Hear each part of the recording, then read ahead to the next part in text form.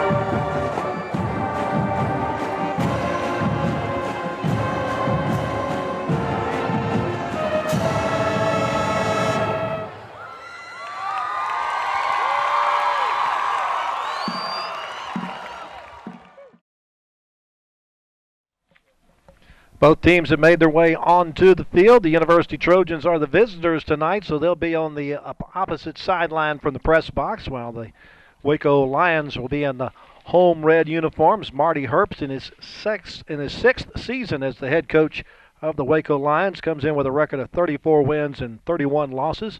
Rodney Smith is in his first year guiding the football fortunes for University High School. He is 0-9 to start off his career, but things are starting to look up for Rodney Smith as he kind of gets his feet wet in the football deal after being a highly successful basketball coach at University. He's done a good job considering the material he has. And I don't care how good a coach you are, as you well know, Lark, you got to have material, and they're just running a little short right now at University. Trojans this is basically their last game of the season. There's no playoffs hopes for them, but the Waco Lions do have the potential to be in the playoffs, definitely with a win tonight, as I understand it from Coach Herbst.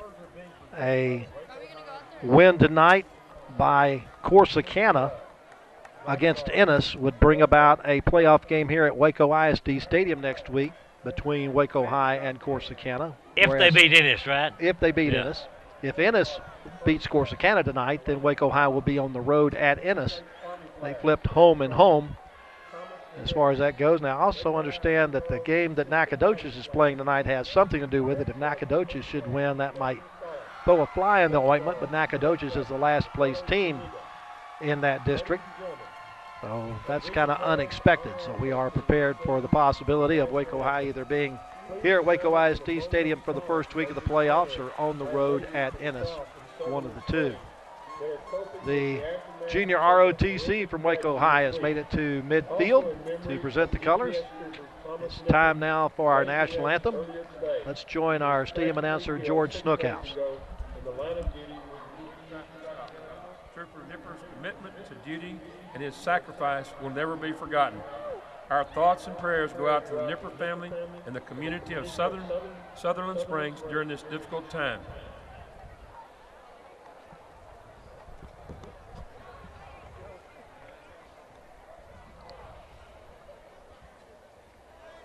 God bless the Nipper family as well as the community of Sutherland Springs.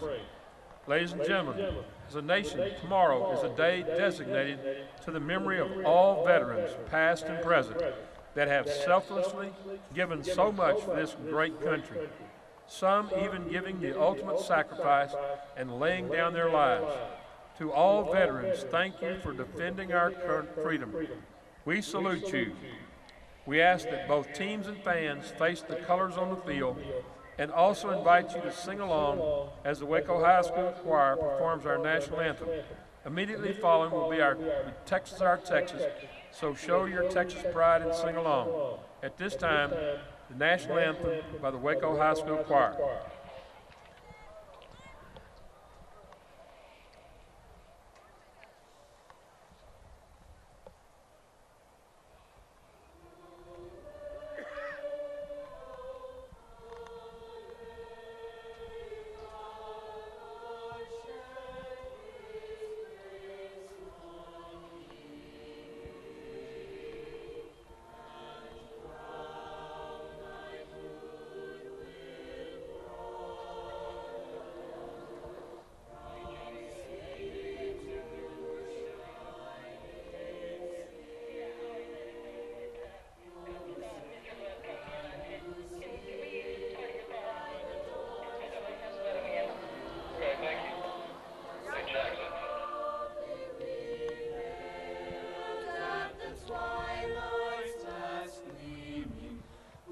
Stripes and bright stars through the perilous fight, o'er the ramparts we watched were so gallantly streaming, and the rockets' red the bombs bursting in the air, gave proof through the night that our flag was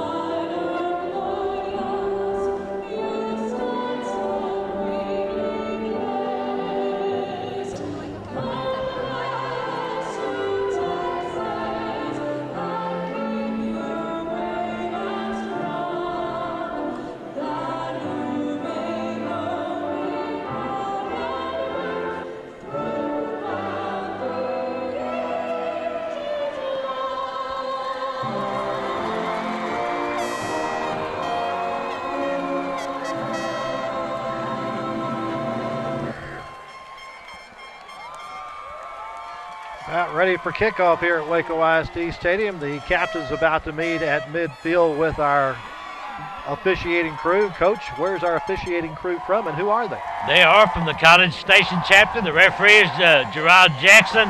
Umpire is Matt Willis. Head linesman is Chris Southard. Line judge is Bill Van Eman. And the back judge is Jeff Zimmerman. I think we've had Gerard Jackson maybe here before earlier in the year. I think you're right.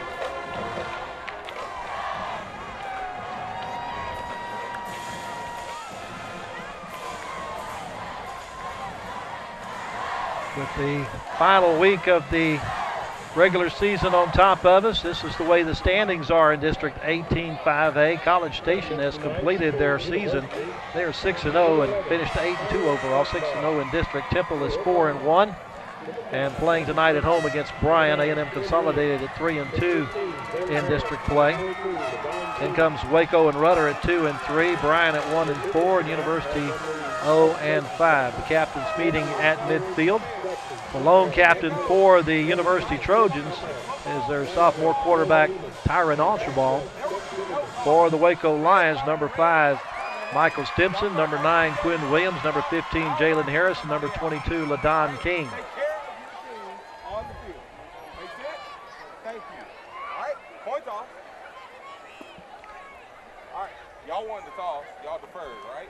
Waco is deferring after winning the toss, so University will get the football first. Second half.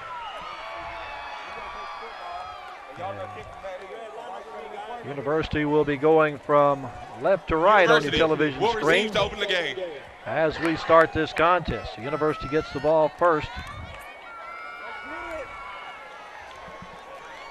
The wind is really not much of a factor, is it, Lark, right now? Now, we did have a little cool front move through earlier this week that's cooled things down quite a bit. Got a game time temperature of 61 degrees under mostly cloudy skies.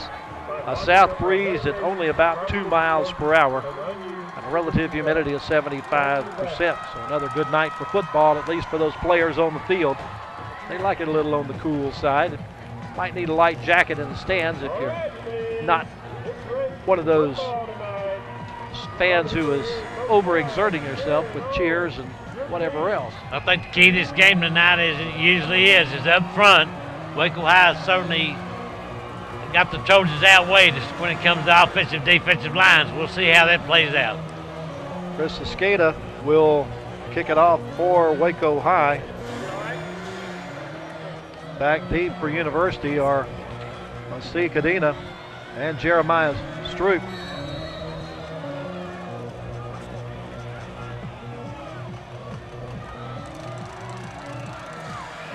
Deep kick will go into and out of the end zone.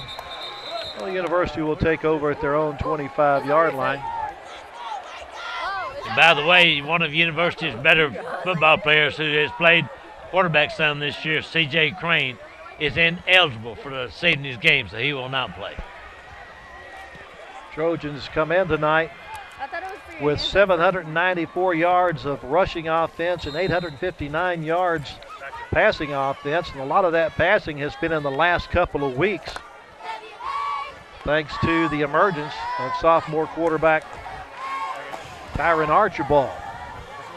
We'll have Stroop in the backfield with him, and ball start on University to start the game, and coach, they're already behind the chains. That's not exactly the way you want to start it, but the illegal procedure coming right off the bat, so instead of 1st and 10, they got 1st and 15.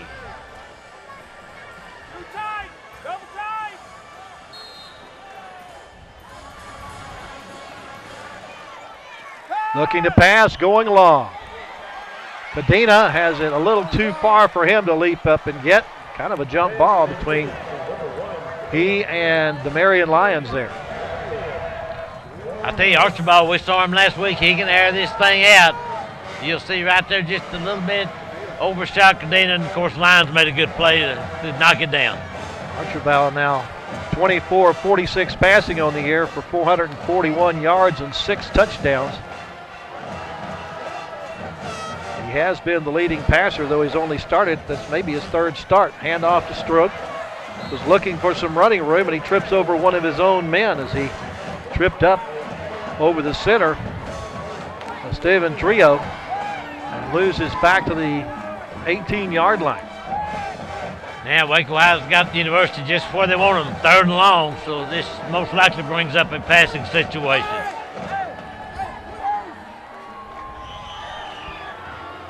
I see Michael Stimson and Quinn Williams both in there on the defensive secondary for Waco High. They normally don't play both ways. Straight drop back for Archibald, has plenty of time, throws deep across the middle, and looked like it was more up for grabs. Michael Stimson was the closest one to it. So 0 for 2 in the passing department. University's going to have to punt. Remember, University's had 2 or 3 punts blocked this year, so it might be something we look for on this punt. Waco High may come after it. Gabriel Castillo doing the punting.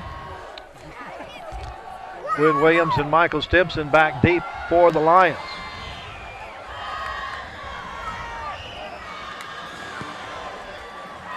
Comes to the near sideline, all the way to the 44-yard line. Quinn Williams has an open field, stays on his feet, shucks a couple of tacklers, has maybe one more man to beat, stays on his feet, and will get into the end zone. It is a 56-yard punt return for Quinn Williams that puts Waco High on the board first. That was a thing of beauty. You see Quinn Williams right here waiting for them to get that block. There it is.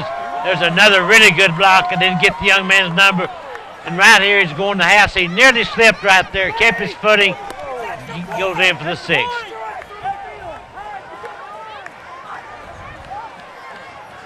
Now, Waco High shows the swinging gate. Coach, we haven't seen this all year. We have not. See if they decide, yep, they're going to go for it. And making his way over is Nicavian Vincent for the 2-point conversion. Waco High on top, 8-0. Well, you don't see Vincent carry the football very often, but he plowed his way in that time. I mean, he's pretty pumped right now.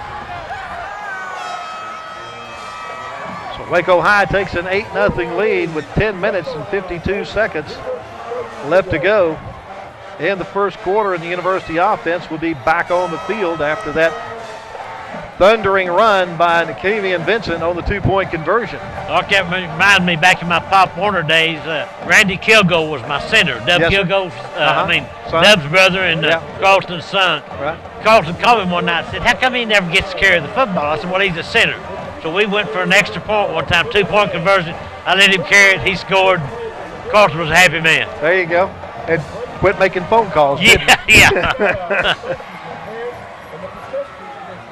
Waco High's offense has not seen the field yet, but the Lions already have an 8-0 lead thanks to the 56-yard punt return by Quinn Williams and the 2-point conversion by Nicavian Vincent.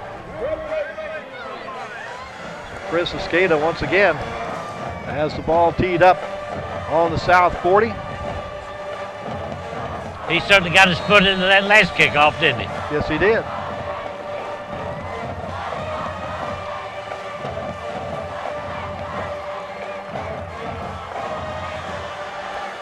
Going to come down at the goal line, and bringing it out is Cadena. Reverses his field and will not be able to get away. He's going to be tackled inside the 10-yard line at about the 9. Yeah, when he reversed his field, he got all the way back to about the 2-yard line. And you watch it right here, coming right up the alley, and then he said, uh-oh, nothing there. He turns around about the 2-yard line. He's lucky he got it out as far as he did.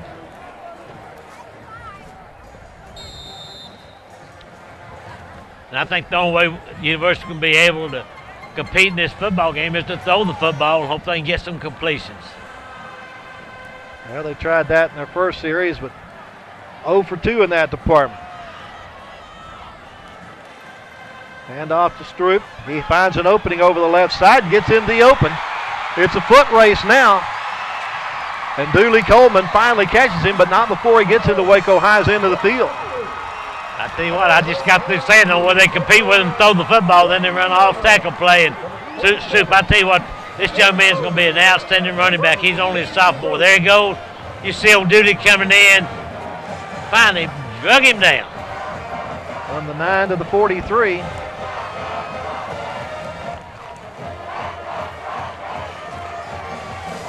First down and 10.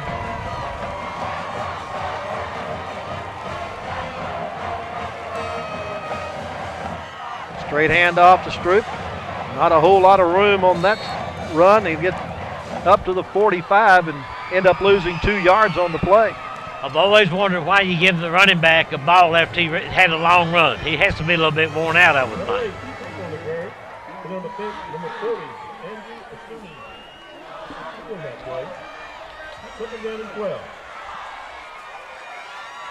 The 58-yard run a minute ago by Stroop. Second down and 12. Stroop has it again. Has an opening over the right side. Will fight his way on second effort to the first down up around the 32. I'll tell you what, Jeremy Stroop's showing me something tonight. He's running with reckless abandon. You can see right there, and give a little credit to that offensive line from University opening up those holes against a much bigger Waco High defensive line. Picked up 13 on that play.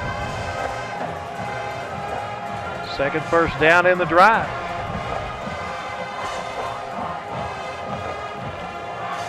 Dina comes to the near side. Wide to the far side is Michael Lambert. Whistle and procedure on University again. That's their second. False start. Offense number 50. 5-yard penalty. Replay it down.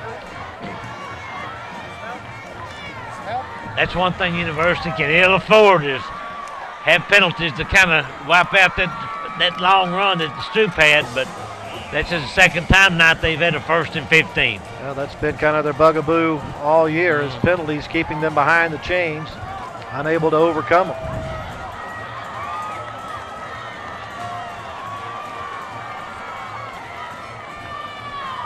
And off to Stroop, going around the left side, gets a block around the end, another good block around that side, and gets down to the 27-yard line.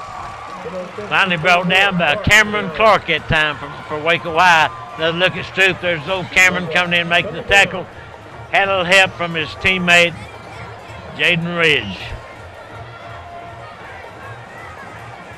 Well, they call it the 28. Give him 9 yards on that pickup. Second down and 6. Stroop's already carried the ball 5 times for 80 yards.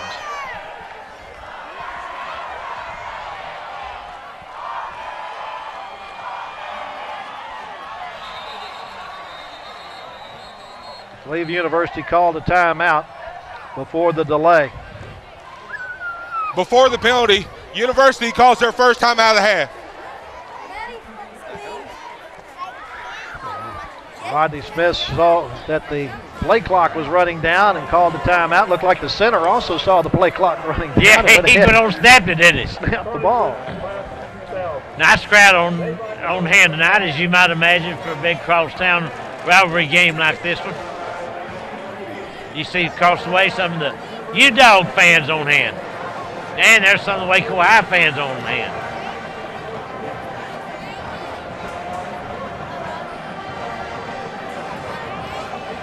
Got a lot of exciting things lined up between quarters tonight as we will honor a couple of the former Hall of Fame inductees. We'll also meet the 3 inductees from this year, and then between the 3rd and 4th quarter we'll have that exciting fastest 5th grader race.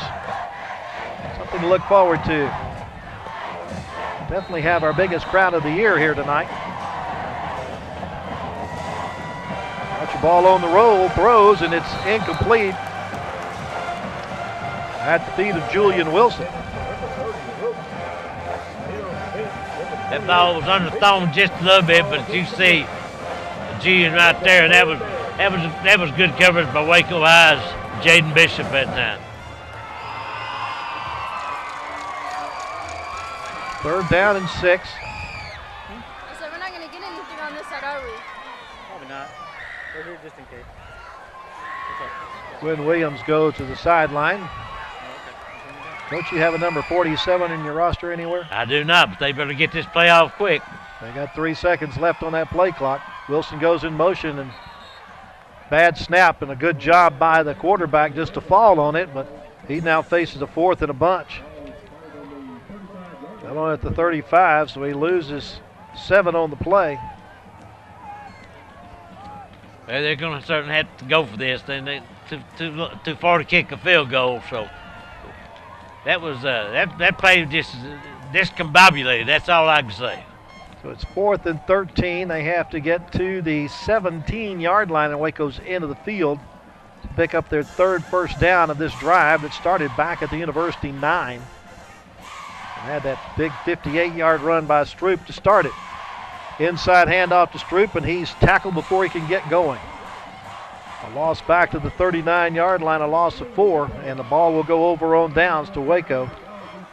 Nice tackle by Corey Hebron that time. You see Corey, he's been just like Old Man River for Waco High this entire season. He's really played well. So 7 minutes and 6 seconds left to go in our first quarter. Waco High has an 8-0 lead, and the Waco High offense on the field for the first time, starting at their own 39-yard line. Jaylen Harris drops straight back and looking long, has Quinn Williams across the middle, and Williams has it down to the 30-yard line.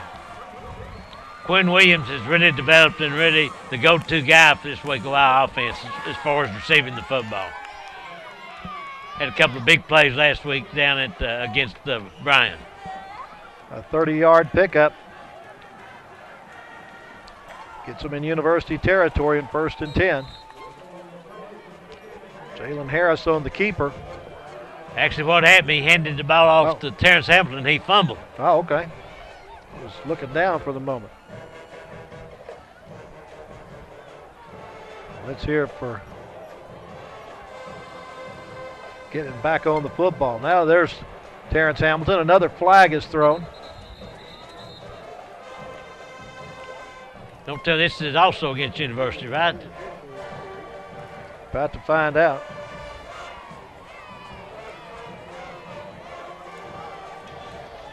Offsides, defense number Sure 22.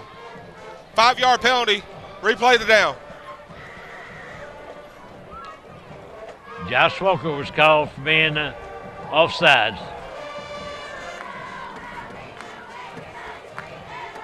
Takes it down to the 29-yard line.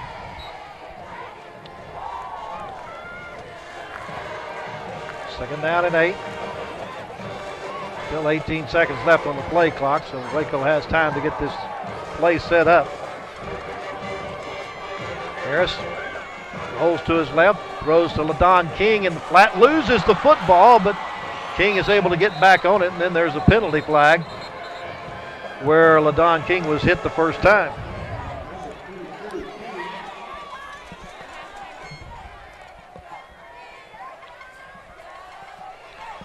There is no flag on the play. Thank you. Why did they throw it then? I guess they thought they saw something, but they didn't. So with the fumble, it goes back to the 32-yard line. That is a loss of 3 yards on the play. Brings up 3rd down and 11 at the University 32. There goes Jaylen Harris on the scramble, has some running room, has the first down, and then runs out of bounds when he gets to the 20-yard line. Pick up a 12 on the play for Harris. That's what he can do for you, Coach. Yes, sir. He dropped back the pass, find nobody open, and uses that speed that he's got, and he's very shifty. Pick up the first down. There he goes. Go high in the hurry-up offense. Hand off to Terrence Hamilton. Bumps it outside. Gets a nice block from Quinn Williams. It helps get him inside the 10-yard line down to about the 7. You know, Terrence Hamilton, I think one of his goals this year was to get over 1,000 yards rushing. He certainly has surpassed that. Well, we got 2 flags on the play, holding The against offense, Waco High. Number 52, 10-yard penalty, replay the down. You see Coach Herbst, he said, he's not getting called. So So the 10-yard penalty makes it 1st and 20 at the University 30 and wipes out the run by Hamilton. Clock stopped with 5:29 to go, first quarter. Waco High with an 8-0 lead after a punt return of 56 yards by Quinn Williams. Harris looked like he was going to run with it, now stops the throw and throws down the sideline. Has an open man at the 10-yard line, and that's complete to Quinn Williams. People don't realize how difficult it is to throw that pass when you're right-handed, rolling to your left. But he threw it, and Quinn kept his feet in bounds. Ineligible receiver downfield. Oh, Number no. 62 of the offense. 5-yard penalty. Replay the down. Can we tie the flags to their belt loops? We've way too many flags this early in the game. So the ball goes from the 30 back to the 35, where it's 1st and 25 for Waco High.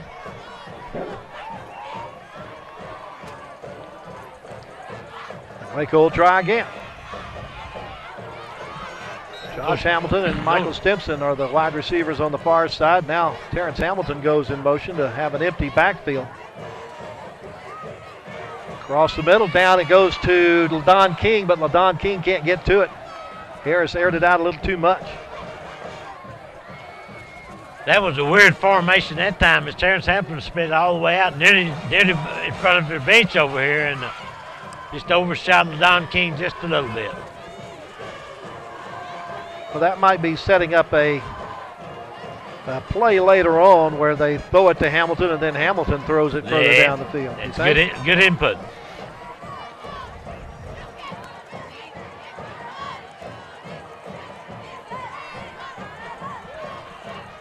Second and 25. King in motion. Harris looking to pass. Throws the screen pass, and it's complete. And the screen has a lot of running room for Terrence Hamilton as he takes it down to the 6. I'm looking for flags. I don't see any. Terrence Hamilton finally brought down by Matthew Cortez. You see Terrence Hamilton, a nice screenplay. Blocking led that time by Darian McLean. There it is. 29-yard pickup. Harris loses the football. There's a scramble. Looked like University got to it first. We'll wait and see what the officials say. It's a Waco High ball. Jaylen Harris gets back on top of it. That's twice they fumbled now in the last 5 plays. Ball goes back to the 7-yard line, so a loss of 1 on the play. 2nd and goal at the 7. Hand off to Hamilton up the middle, and he's stacked up right at the line of scrimmage. No gain for Hamilton on that play. The University defense doing its best to hold the offense out of the end zone.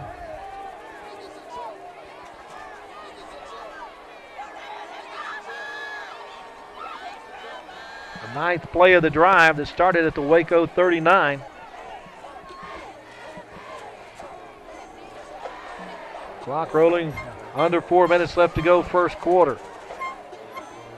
Handed off to LaDon King coming around the left side, and King will step into the end zone for the touchdown.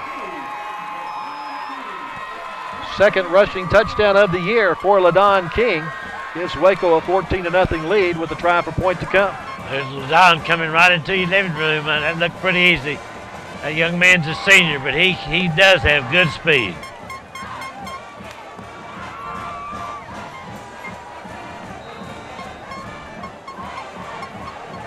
Once again, Waco High goes into the swinging gate, but they'll kick it this time as Chris Escada will set up.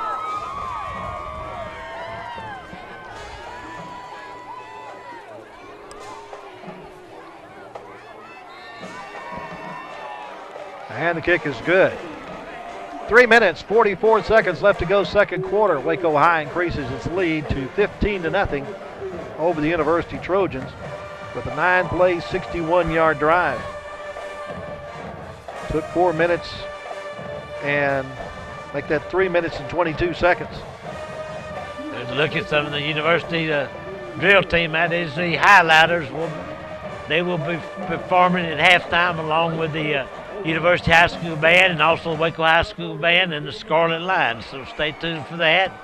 And across the way you see a bunch of lit up cell phones, according to Mr. Tankersley. He got better eyes than I do. I can't say if it's a cell phone or a flashlight. Well, if those are flashlights, I'd like to have the flashlight concession. I think that's some kind of candle or something. They got stars on it. I didn't know they made cell phones with stars, but maybe they do. I don't know.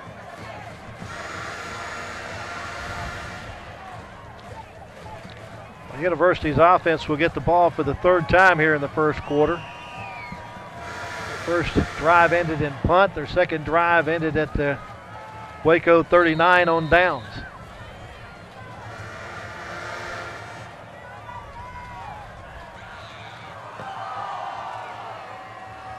It'll come down, and Cadena will watch it go into the end zone. So the University will take it over at the 25. Well, University had a little success earlier running the Stroop. He's really running about football well, but they have no points to show for it.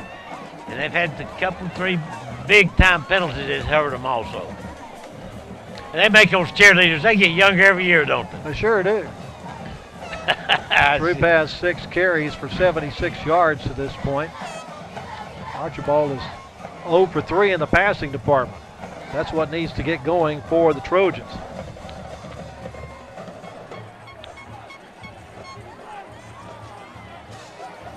Hand it off to Stroop. Has some blocking around the left side. Takes it up to the 28-yard line for a 3-yard gain. Tackle made that time, but James Evans from Waco High. Wasn't much of a hole to get through that time for Stroop. Stroop started the night with 491 yards on 112 carries and a couple of touchdowns. Cadena's the receiver to the right. Stroop has the football, finds a cut back lane, bounces off a teammate, and now carries Waco Lions up to the 36-yard line into a first down. One of those lines he carried all the way down was Cameron Clark, who lost his helmet, so he'll have to come out for one play, and he'll be replaced right now for Andrew Cernini. I guess that's close enough. Try Cerny. Cerny, that'd be good too. I like that too. Same thing. It's also a pretty good little pitcher on the baseball. Yeah. First and 10 from the 36.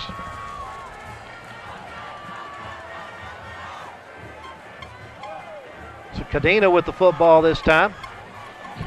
Wrapped up right as he gets to the 40-yard line after a 3-yard gain. Cadena has not seen as much action this year as we thought he would, Coach. No, he has not. In fact, he had him caught but 1 or 2 passes his entire year.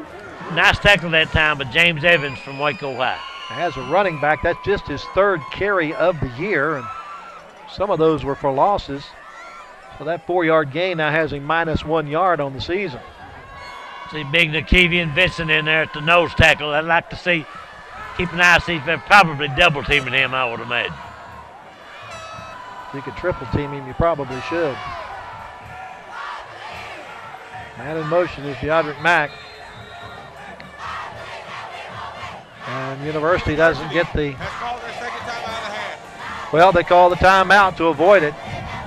Apparently, Deodric Mack needed to go in motion a little quicker as Archibald was waiting for him to get set for the snap. Tyron Archibald very upset. You see he threw his hands up in there. Why don't we all get on the same page? This is the 10th game of the season. You'd think they would be. Well, you like to see a sophomore quarterback take ownership of his team like that. You betcha, you betcha. I think he's got a pretty nice future as a quarterback for these Trojans. I really do. Again, first year for Rodney Smith, and he's just kind of trying to figure out what athletes are really football players after several years as a highly successful basketball coach at University. He's used 3 different quarterbacks this year. Started with Jordan Perkins. C.J. Crane, though, saw some starts at quarterback. Archibald had a great game against Rudder last week, 11 of 16 passing for 206 yards and 3 touchdowns. Hand off to Stroop. Big hole there, gets closed up quickly as he approaches the 44-yard line. Pick up a 4 on the play. Bring up 3rd down and 3. And they did double team Big Vincent that time, and I don't blame him. That young man he's a load. Well, if you double team him, that should open up somebody else, shouldn't it? Should. Yeah, that's a pretty good load to try to handle with he and Corey Ebron right there in the middle of the defensive line. Archibald sends a man in motion. Hands it off to Stroop. Stroop had a hole, but it closed up quickly, and he'll get a just no gain on the play. I tell you, DeAndre Basie made sure he closed up very quickly. You'll see him come in there. He was number 6, kind of threw him back for a loss. This should bring up a punting situation, but it doesn't seem that that will be the case. Well, it is the last game of the year. You're hoping to get your offense to moving. You got 15 seconds left on the play clock as Archibald rejoins the huddle. Breaks the huddle with 10 seconds left.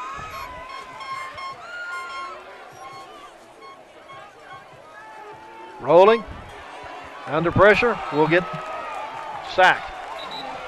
Might have been a face mask. Did they throw the flag? Yep. Yeah, Marty Herbst threw his headset down. That's going to give University a 1st down on penalty.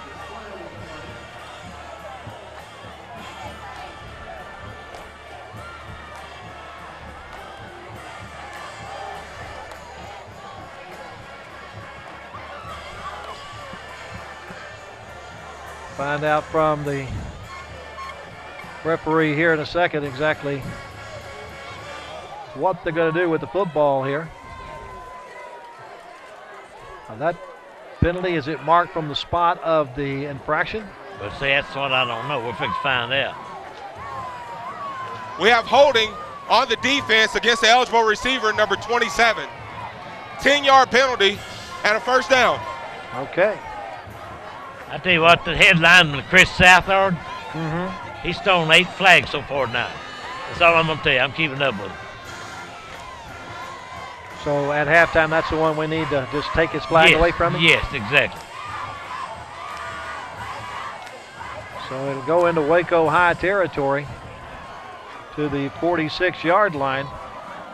And they pick up the 1st down by way of penalty. That's the 4th 1st down that I have for University here in the 1st quarter with 26 seconds left to go in the period.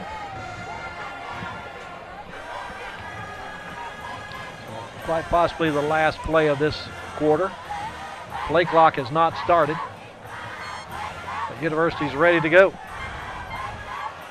So now the linesman on the near side is still having a conversation. Either the linesman or the referee, one of them, is a little bit confused. And this is about the 3rd time they've had a little conference. I got a feeling Marty asked a question, and he's politely waiting on the sideline for an answer.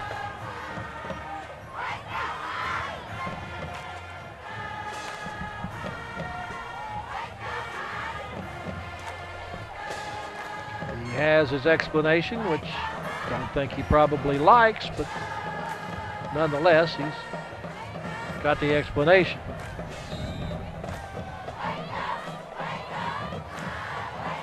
Hand off to Stroop. Tries to get it around the left side. And gets it further into Waco territory down to the 39.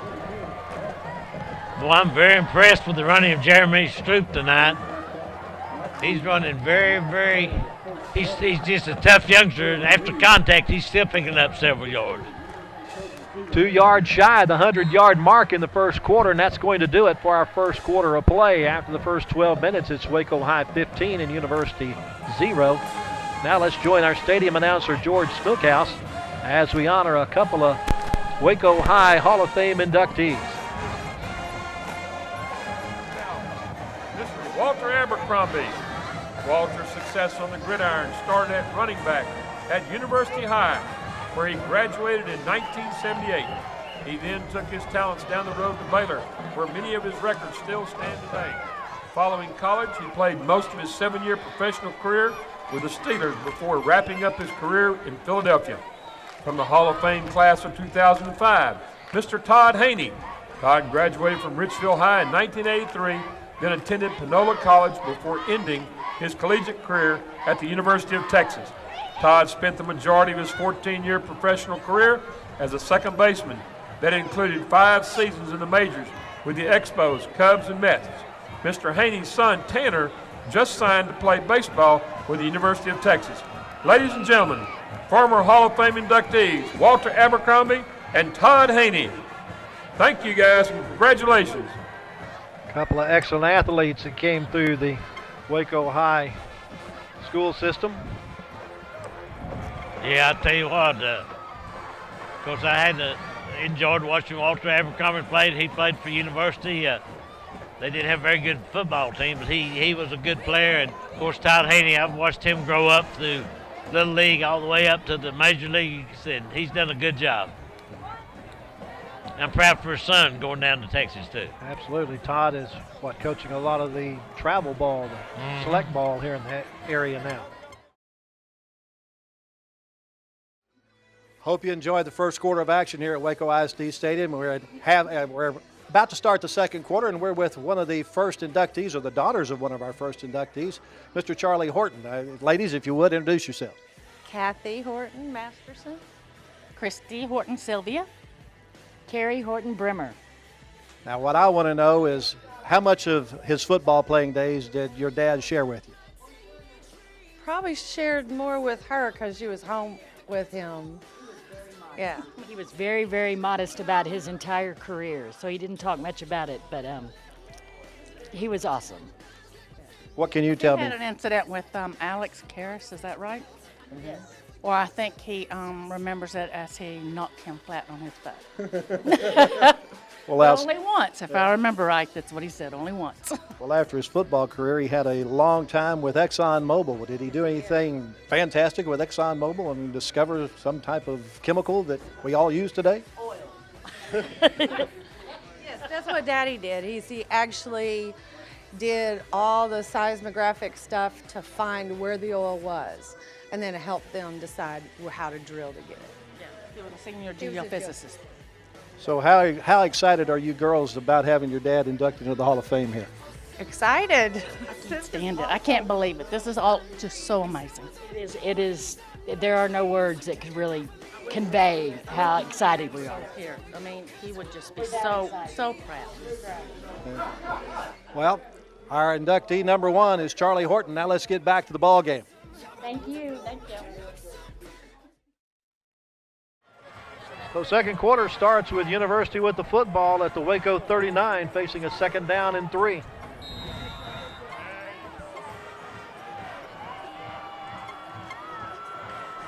Stroop has the football and a hole up the middle. Nice cut back by Stroop this time. Gets him down to the 31-yard line, a gain of 8 and another first down.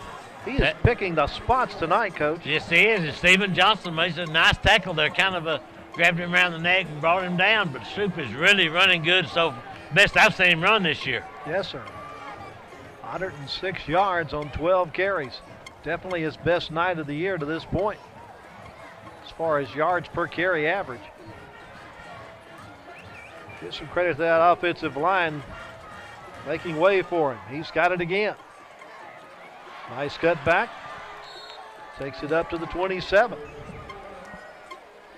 Speaking of 27, old Dooley Coleman, number 27, is a young man that made the tackle on Stroop that time, but he's picking up 4 or 5 yards at a whack. That's what you want to do. Got 4 yards that time. Bring up a second down and 6. Waco High with a 15-0 lead. They got a touchdown on a punt return. A 2-point conversion from Nicavian Vincent. And then a 7-yard touchdown run by LaDon King for their 15 points, plus the extra point attempt by Escada. Back to pass. Archibald steps up in the pocket, overshoots his man. Trying to get it out to Michael Lambert. But Archibald starts out 0 for 4 in the passing department. And he had plenty of time that time. His offensive line did a good job, but he just overshot him that time. That wasn't even close. This will be the 10th play of this drive for University, which started back at their own 25-yard line. I thought a game like this tonight, we might see some trick plays like a hook and ladder or something, which when Matt Carroll was here, you remember he ran that against them. Yes, sir. And it went for about 70 yards, I believe. I think the swing and gate is already one surprise we've seen tonight. Yeah, it is, yep. And off to Cadena coming around the left side, and he'll be forced out of bounds at the 21 after a pickup of 6. Flag on the play. By who? Lineman. Well, yeah. There's 3 flags on the field. Yeah, there's 2 back at the 30-yard line. See if they can figure out whose laundry belongs to who.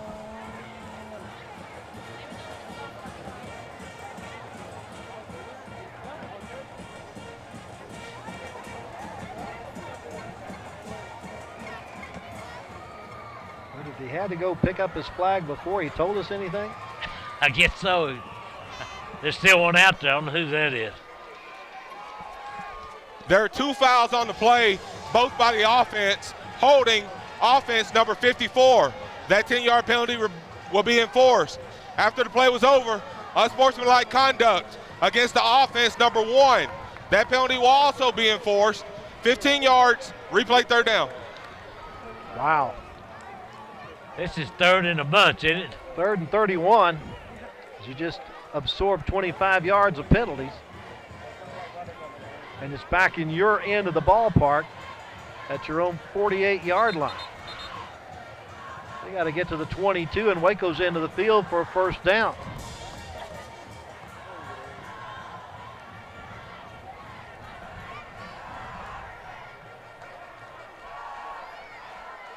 University's now absorbed 40 yards in penalties.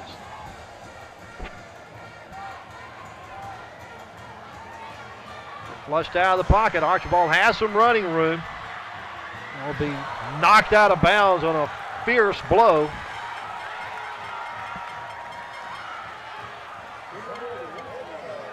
That was Stephen Johnson that delivered that blow. You'll take a look at it. It was a pretty good lick. Here it comes into your screen right there. It was not a late hit, though. It was inbounds. Yeah, it was inbounds. Now, the University coaches are saying he led with the crown of his helmet. Should be called for targeting. But it's a 9-yard pickup for Archibald that makes it 4th down and 22 at the Waco 43. And Castillo's in to punt.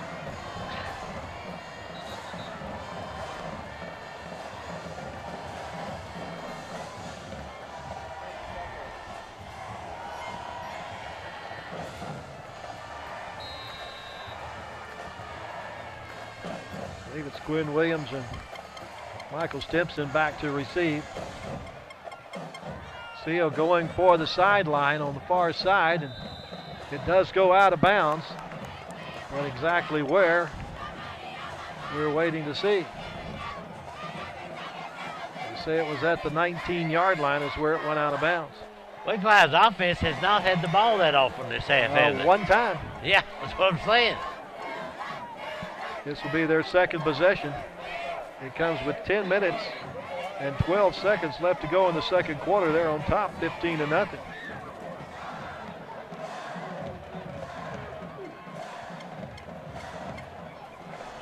University kept it for 4:32 on that particular drive.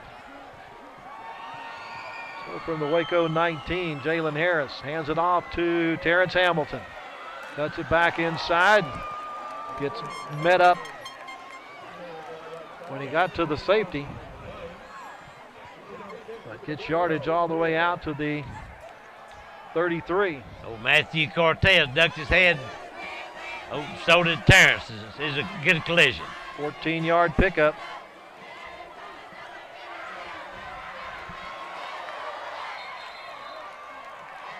Flag on the far sideline after LaDon King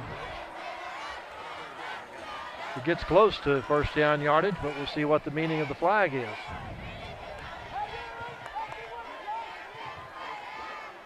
Holding. Looks like it's going against Waco. Yeah.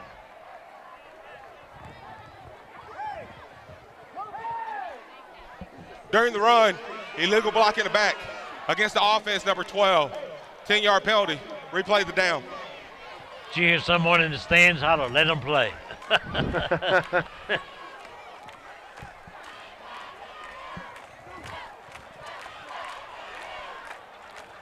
Mark it back at the 29-yard line. Ends up basically being a 4-yard penalty, but a 1-yard gain for King. First down and 14. The pass overshoots Josh Hamilton. Well, Lark, was it the first or second game that we did it? Josh Hamilton had a really good game. He's been pretty quiet since then. Certainly has. Let's see if I can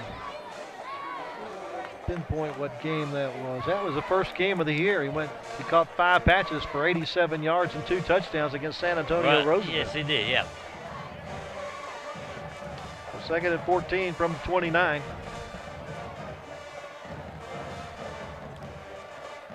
Waco High wants to change the play. 6 seconds left on the play clock. Harris to pass. Has time. Flush, still looking. Now fires and overthrows and out of bounds. Intended for Quinn Williams. There's no way Quinn Williams could have made that catch. I mean, that ball was way overthrown. Stops the clock with 9:39 left to go, second quarter. Waco High took a 15-0 lead in the first quarter. This is just their second possession offensively of the ball game. Their first touchdown came on a punt return of 56 yards by Quinn Williams.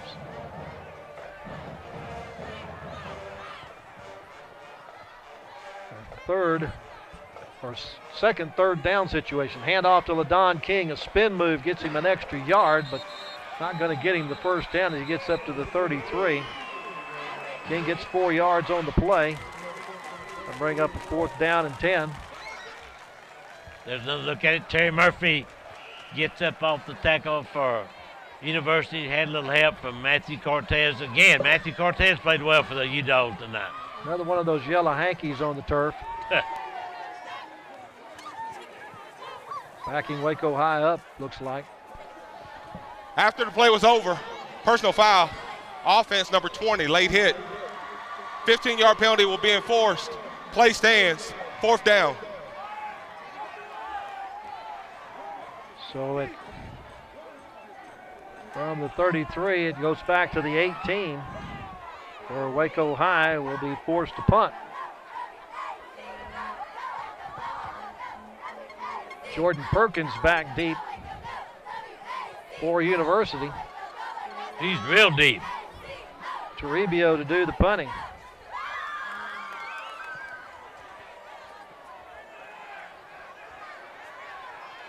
Rolls off, takes a Waco roll and goes down to about the 45. I think it hit a Waco High player's foot. What it looked like, but maybe. I didn't see anybody throw a beanbag, did you? No, I think that's where they're going to mark it, though. Yeah, they say he touched it. Somebody touched it at the 44-yard line in University's end of the field.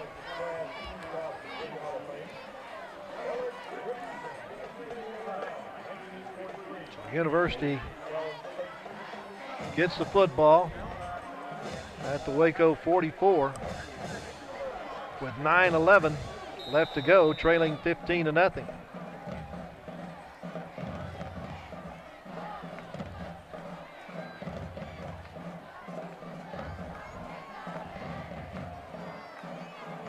Stroop has the football. Running downhill. They get 4 yards out to the 40. He's definitely got the workout tonight. Yes, he has. Tiandre basically made the tackle for the Lions. Take another look at it, but Stroop, that younger man, like I say, he's got 2 more years left. He's going to be a good one. And Big Benson's down right now, but he's getting up. 14 carries for 114 yards for Stroop.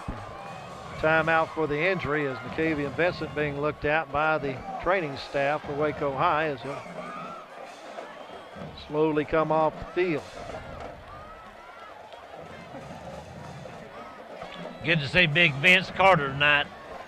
Remember when he played for Waco High, he was a center. He was a good one, went on to Oklahoma. And one of his teammates, Tommy Harris, was also here tonight visiting.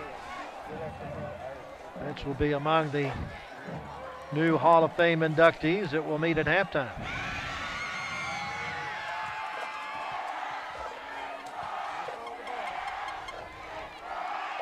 First time I came across Vince Carter was on a baseball diamond when he was like 14 or 15 playing for Waco Eastern. Pretty good little catcher. I wonder if he's any kin to Earl Carter. Could be. Second down, about 5. Football loose, and Archibald's able to fall back on it. I don't know whether that's supposed to be a fake to the running back and throw the pass out in the flat or what, but whatever it was, it didn't work. Both teams have put the football on the ground twice, but each time they've recovered it. Lost back to the 45 on that 5-yard loss by Archibald. 3rd and long now for University. Have to get past the Waco High 35. Basically 3rd down and 10.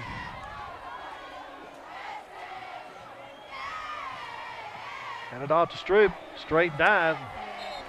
Stroop will take it down to the 41.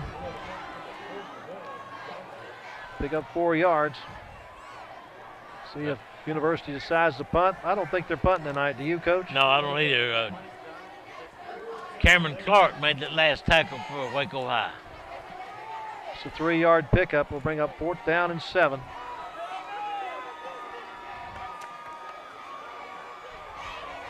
Justin Williams, the slot receiver on the right. Archibald rolls that way, picks up a block, throws underneath, and throws a little too high, intended for his flanker, Julian Wilson, and the ball will go over on down. And Julian Wilson was wide open. If he could have made that catch, he would have at least picked up the 1st down, I think. 7 minutes, 30 seconds left to go, second quarter. Waco High looks to add to their 15-0 lead with just their 3rd possession of the second half. I'll get it right. First half. You don't talk so fast, Lark. You might get it out right.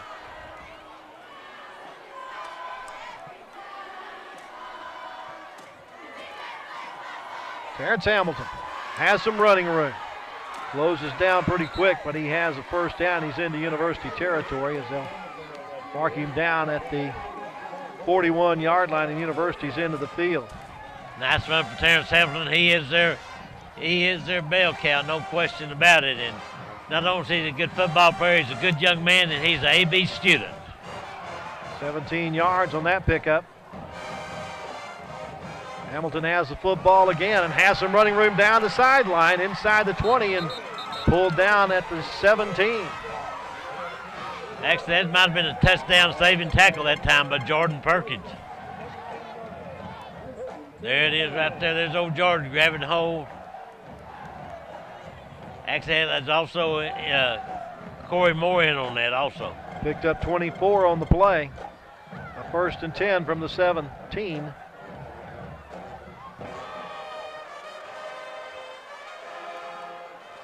Hamilton again with the football. This is Randy Carpenter who's in the game, and Carpenter will take it just shy of the 5.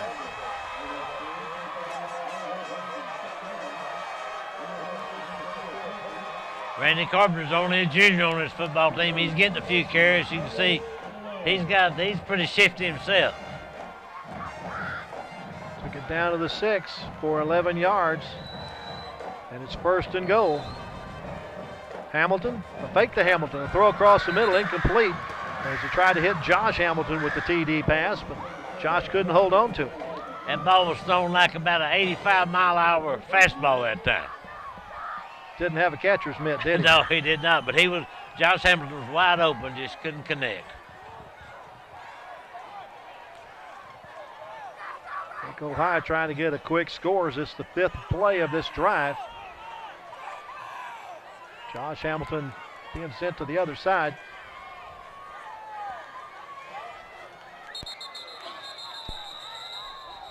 Busted play before we get going.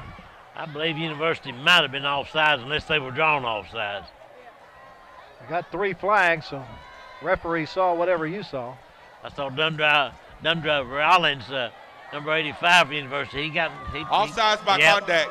Defense. Half the distance to the goal. Second down. The second and goal at the 3 after that 3-yard penalty against University. Are we in double figures on flags yet? Pretty close. Okay. Let's see what Waco High decides to do from 3 yards out. Got both King and Hamilton in the backfield. On the crossbuck, they hand it off to King. King trying to get into the end zone for the second time tonight. It's going to fall short after a 1-yard pickup. I tell you what, the University are pumped up right now. The tackle made by Matthew Cortez again and Terry Murphy. They did a good job. You'll see right there, coming to your screen, you see little Don King, and here come the U-Dogs. I don't think I saw that crossbutt action anytime this year, Coach. No. Now they give it off to King again this time, and King will get down near the goal line, but is held out. So Waco High will have 4th and goal at the 1.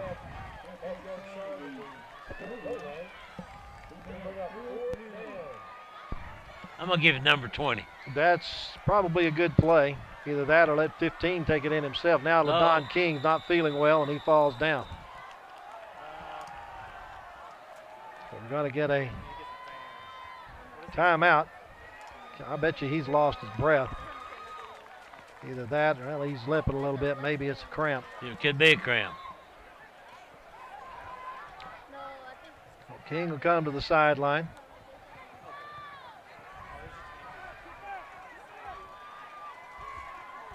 Waco High will get a new 25-second clock that gets underway as we speak.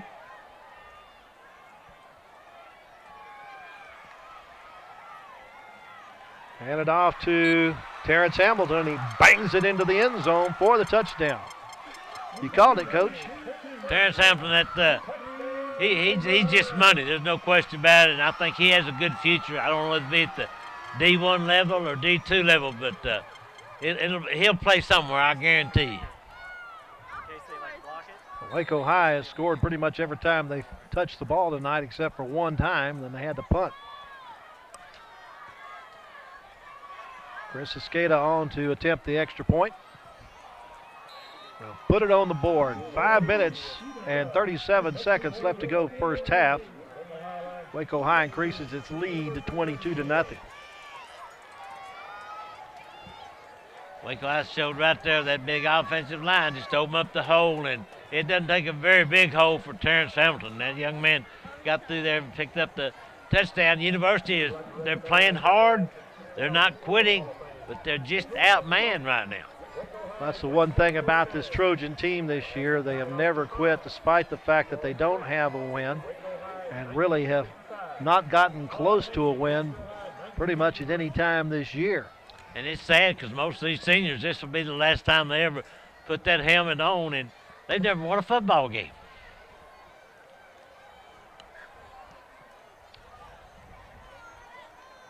.58 yards and 7 plays for the Waco Lions drive that took 1:53.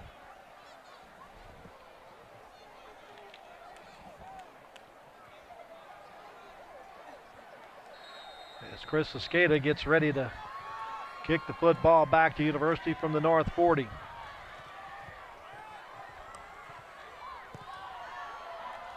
Got a good toe into this one. Going to be taken at the goal line by Stroop. Spin move, but that's not going to get him any extra yardage. The 15-yard line is as far as he goes. Brought down by a host of Waco High Lions. Actually, he never did go down. He just was, his forward progress was stopped. But you'll see Jeremy Stroop right there. Made a little spin move, and here comes about 1, 2, 3, 4, 5. Here comes another. That's 6 Waco High Lions. And you watch Stroop. He never does go to the ground.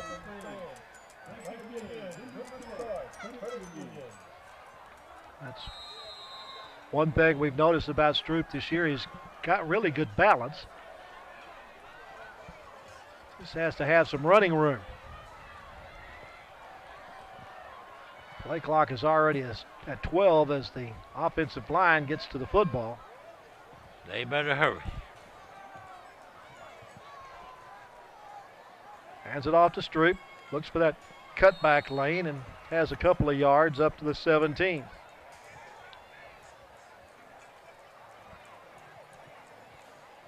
What University wants to try to do is move this football and get a first down or two, so at least go to the dressing room only down 22-0. I say only because that's 3 scores, three scores, a couple of 2-point conversions.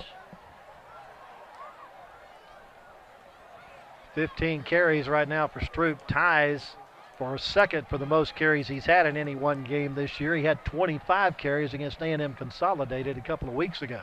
That's the most he's had in a game. New running back into the game, number 21, who I do not have on my roster. Do you, Coach? No, sir. But that was a nice tackle. I do have this man on my roster, James Evans. Big defensive lineman for Waco High. Made the tackle. 3rd down and 5 from the 20 after the 3-yard gain.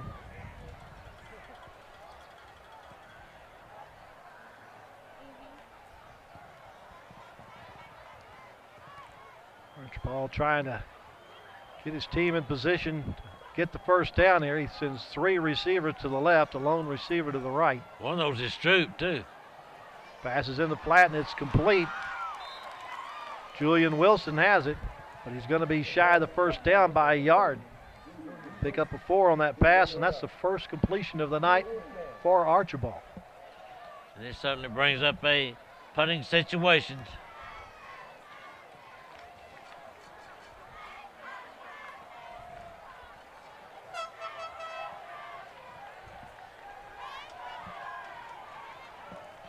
Remember, University come awful close to having a couple of punts blocked a couple of games ago, so keep an eye on it. Stimson and Quinn Williams are deep. Castillo fumbles the snap, but is able to get the punt away, and it started to take a University roll, but University touched it, I believe, before it could get any more roll. They're going to mark it at the 41-yard line in Waco High territory. I think if they hadn't touched it, they might have got another 10 yards out of that. Might have. Had a good roll on it, so. So 3:14 left to go. Second quarter, Waco High with a 22-0 lead.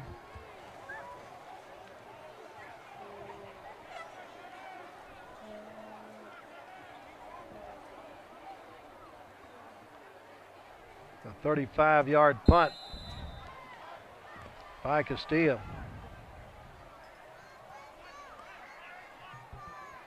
Jaylen Harris has Terrence Hamilton in the backfield. Quinn Williams, the lone receiver, at the bottom of your screen. Hamilton, they fake the handoff on the zone read, and there goes Jaylen Harris up the middle. And Jaylen Harris will go 59 yards for the touchdown.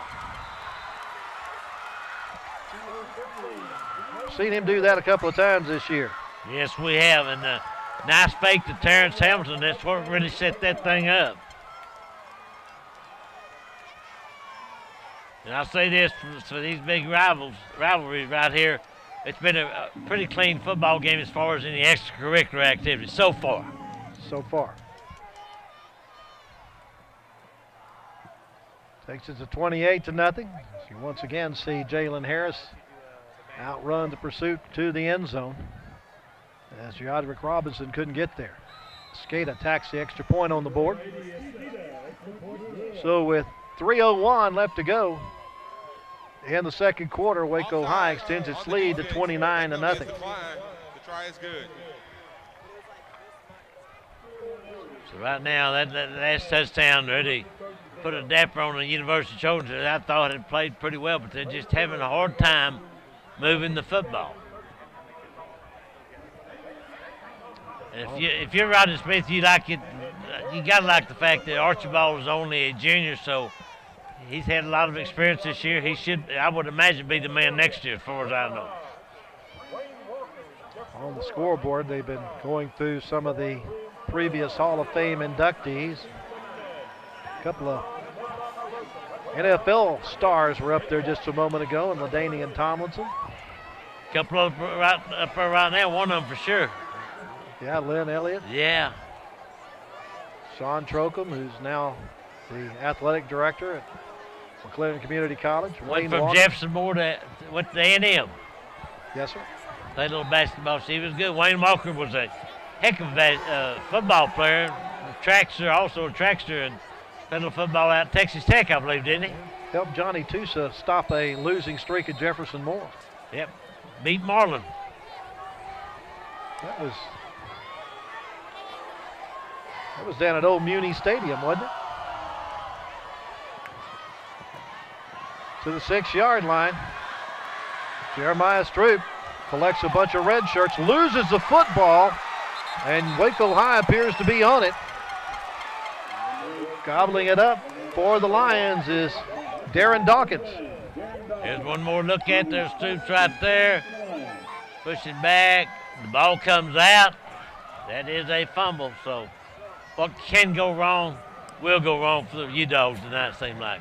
Nice fumble recovery that time by Dawkins. So Waco gets it at point-blank range at the University 16-yard line, 1st and 10. Looking to add to their halftime lead. Got 2 minutes and 52 seconds left in the period. Harris had a little trouble with the snap, but he hands it off on an end around to Josh Hamilton, and he'll get into the end zone for the touchdown. A busted play ends up being 6 points for Waco High on one play. That might have been the way they drew it up, but I kind of doubt it, don't you? I kind of doubt it, too. I think they wanted to make that a clean handoff, but there goes Josh Hamilton, Terrence's little brother. Nice touchdown.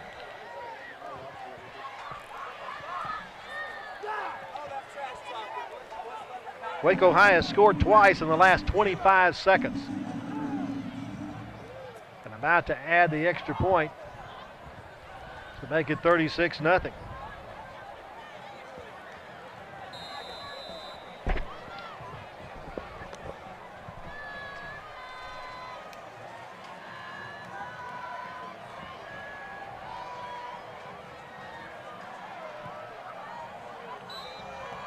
The extra point is good. 2:40 left to go. Second quarter, Waco High now with a 36-0 lead after jumping on a fumble recovery and making it count for a one-play 16-yard drive that took 12 seconds. I noticed Jaden Bishop is the holder for those extra points. People don't realize how important that the center and the holder are in the offensive line just to get an extra point. They're not automatic. They are not. Good look at the Trojan crowd tonight across the way. Of course, we're on the home side tonight, which is Waco High. Nice crowds on both sides.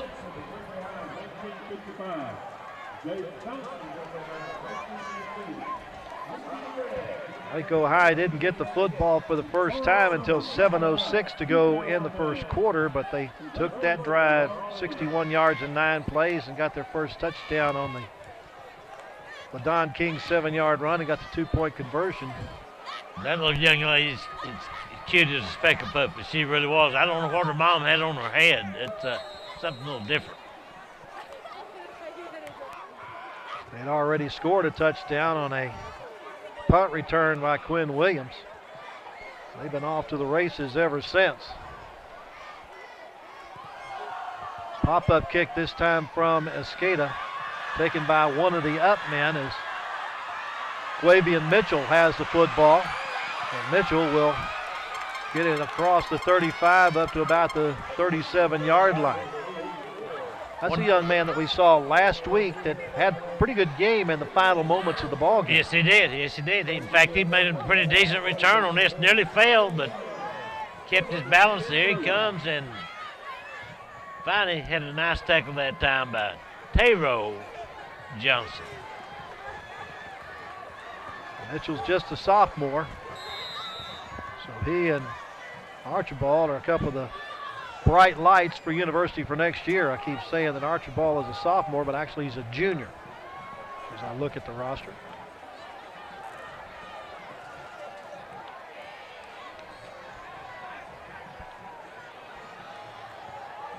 On the handoff to Stroop, but Stroop is swallowed up by Anthony Eastland as he gets to the line of scrimmage, may get 1 yard on the play. Yeah, Anthony Eastland had been injured. He missed one game about 2 games ago, I guess, but he's back now playing well.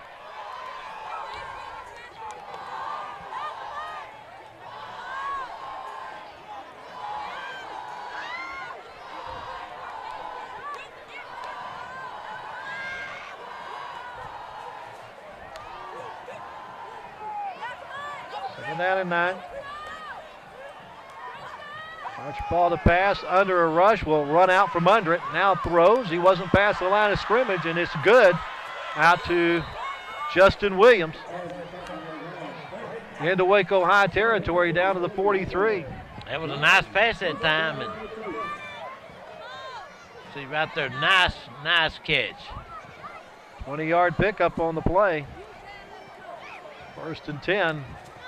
At the 43, and Waco's into the field. University would like to get on the scoreboard before intermission.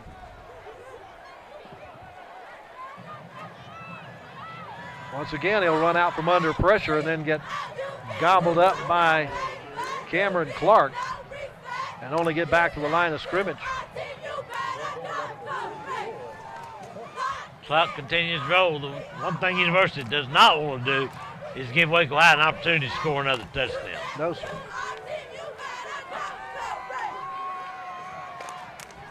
Actually, that pass a moment ago was complete to Jamarian Payton and not to Williams. Mm-hmm.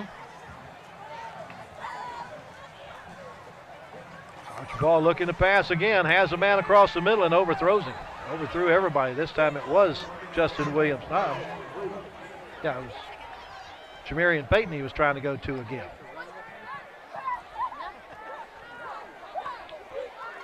Well, he just has not been pinpoint with his passes like he was the last game we saw him here against Rudder. Yeah, maybe got a little extra adrenaline flowing here tonight, taking on the crosstown rivals. This is a 3rd down and 10.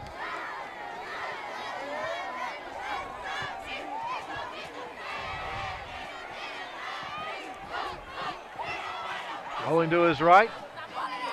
Throws in and out of the hands of a would-be interceptor. Julian Wilson did a good job. He was intended receiver, but he ended up being the defensive back, knocking that ball down because it was nearly a pig. Yeah, it was right in the hands of Jaden Bishop. Almost had the turnover. 4th down and 10. Are you going to punt this football? No. Not with 39 seconds left to go in the half. Clock is stopped on the incomplete pass. Jordan Perkins is checked in. He may play a part in this play. I don't know. He's one of the wide receivers. They're kind of confused right now. In fact, they're a lot confused. 4 seconds left on the play clock. They get it off in time. Archibald on the run, throws, and it's picked off at the 20-yard line. Intended for Jordan Perkins. There to haul it in for Waco High is Trey Cherry. Trey Cherry is a young man that actually transferred from China Spring and was not eligible until like 3 games ago due to the transfer rule or however that works. But that was a nice interception that time by Cherry. Works pretty much like a punt as Waco High will get it at their own 16-yard line with 30 seconds left to go. See if Marty Herbst decides to take a knee here or maybe run a trick play.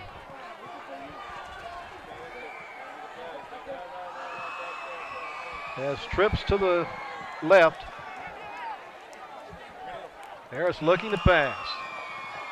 Looked like he was trying to go the circle route to Terrence Hamilton, but Hamilton wasn't looking for the football. No, he was not. He never turned around. I don't know if that ball was intended for him or what, but he never turned around, so it kind of surprised me a little bit that they'd throw the football in that situation. I thought they might just try to run out the clock, but what I know. Only took 5 seconds off the game clock with that incomplete pass. And now they will go into what looks like victory formation. Yes. He takes a knee, and that'll run out the clock unless University decides to take a timeout, which I don't think they will. So Harris Vince will lose back to the 13-yard line, give him a 3-yard loss on that last play, but that'll do it for our first 24 minutes of action as Waco High goes to the locker room with a lead over University by a score of 36-0. Stay tuned. We have our halftime activities coming up in a moment right here on Waco ISD TV.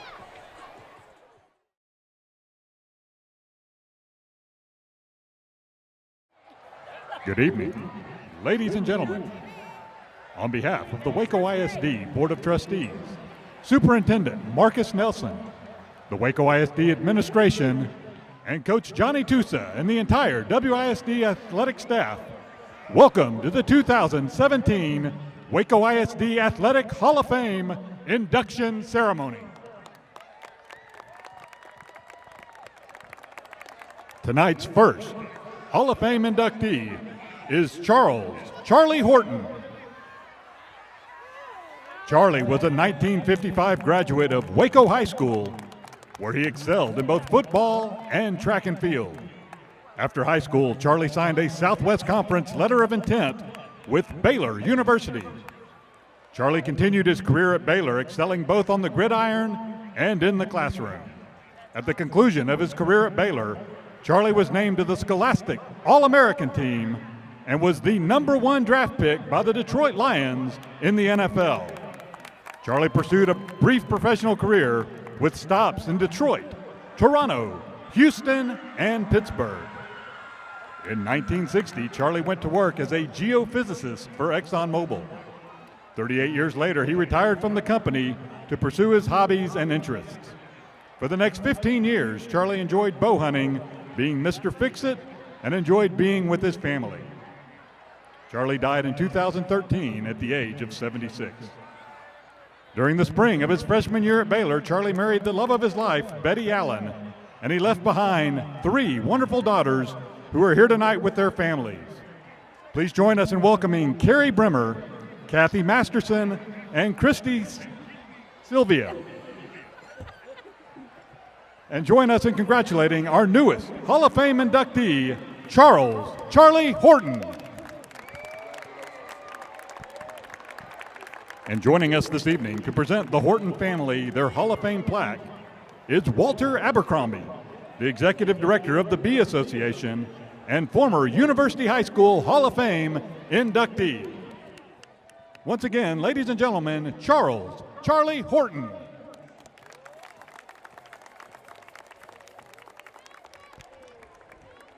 Our next inductee is Vince Carter.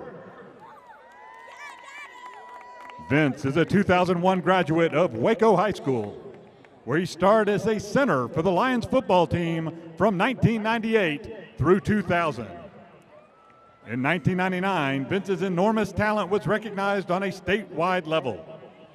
He garnered first-team All-District honors following his junior year, and to top the year off, he was ranked as a top 100 national recruit going into his senior season. During his senior year, Vince led the Lions to the Class 5A state quarterfinals, and his efforts were rewarded by his being named first-team All-District, first-team Super Syntax, and an all-state selection. After high school, Vince took his talents across the Red River to the University of Oklahoma. While at OU, he started all 4 years, earning first-team All Big 12 honors both his junior and senior seasons. And he topped off his senior season by being named All-American. After graduation, Vince went to work as a field representative for the Fellowship of Christian Athletes in Southwest Oklahoma. He currently resides in Lawton, Oklahoma with his wife Shannon and his 3 beautiful children, Olivia, Kai, and Knox. Ladies and gentlemen, at this time, please join me in welcoming Waco ISD's newest Hall of Famer, Mr. Vince Carter.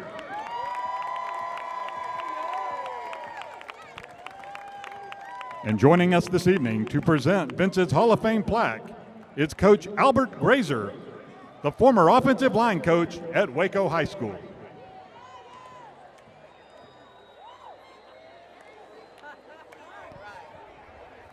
Our final inductee this evening is Marcus Walker.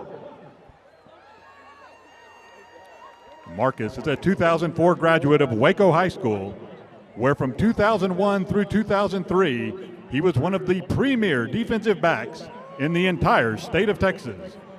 Walker was ranked not only as one of the best cornerbacks in the state during his time playing for the Lions, but was arguably one of the best in the entire nation. As a senior in 2003, he made 30 tackles and forced 2 fumbles, but was most effective as a shutdown corner because teams simply refused to throw in his direction. After high school, Marcus also chose to attend the University of Oklahoma, choosing the Sooners over Florida State. During his 4 years as a starter at OU, Marcus twice earned all Big 12 recognition, led his team to 4 bowl appearances, and roomed with the current Minnesota Viking running back, Adrian Peterson. After graduation, Marcus spent 3 seasons with the Minnesota Vikings organization. He currently serves as a graduate assistant coach, helping coach the OU Sooners secondary.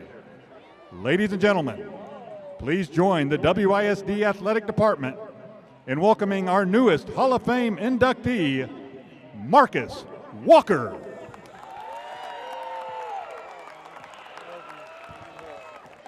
And here to present Marcus his Hall of Fame plaque is former Waco High School assistant coach, Jack Stanley.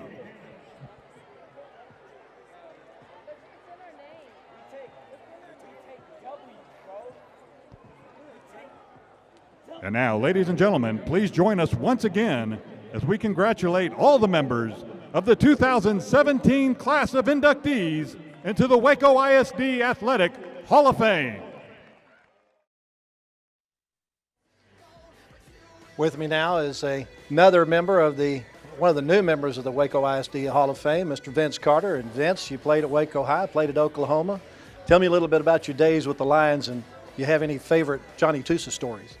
Man, it was a dream come true for me to play for Waco High. I started off as a ball boy. And so, to see guys like, Kevin Emanuel and Lewis Fight, Curtis McAfee, those guys, that was the biggest thing, going for me. And so being able to wear the red hat, that was, like I said, that was a dream come true. It's crazy, I thought it would be cool to play for the Dallas Cowboys. I was like, man, if I could just play for Waco High, that would be it for me. And I had a wonderful experience here playing for Coach Tusa, Coach Albert Grazer, who was my offensive line coach, Marty Herbst. Those guys were tremendous influences in my life and still are to this day. And I'm grateful to be here. Well, you didn't change colors much whenever you went to college. You went to Oklahoma. No, I didn't. It was easy. It was easy. I didn't have to move the wardrobe around too much at all. Well, you're still up in Oklahoma, I understand, working with the Fellowship of Christian Athletes. Yes, sir. For the last 10 years, I work for FCA. I'm the Southwest Oklahoma area representative currently, and that's been a tremendous experience for me, my wife, being involved in FCA since we were in high school and then there at the University of Oklahoma. So to continue to, be involved in the ministry and pouring into the lives of, young men and women, coaches also, it's a tremendous opportunity. That's another one of our new Hall of Fame inductees, Mr. Vince Carter.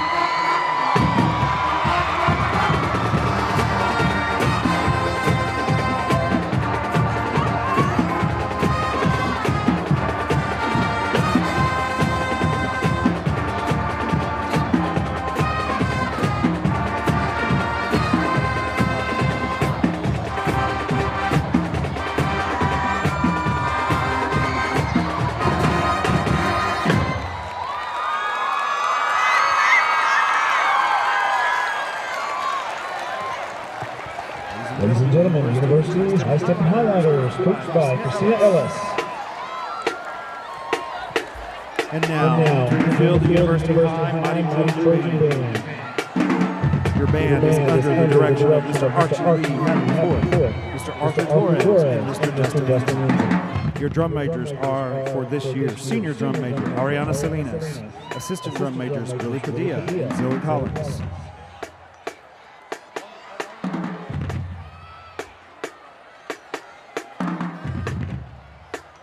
We would like for all parents and family of these fine young musicians to please stand and wave so that we can recognize you for all of your support.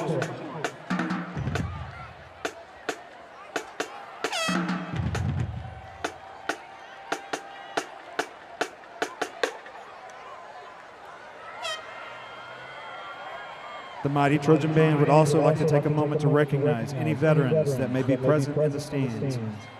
Please stand for us now so that we may applaud you for your service.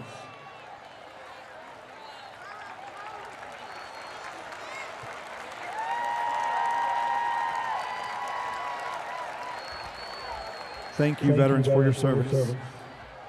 Now, in memory of all the fallen soldiers that have given their lives so that we may enjoy the freedoms that we have today, we ask that everyone be silent while Echo Taps is being played by band directors Archie Lee Hatton IV and Arthur Torres.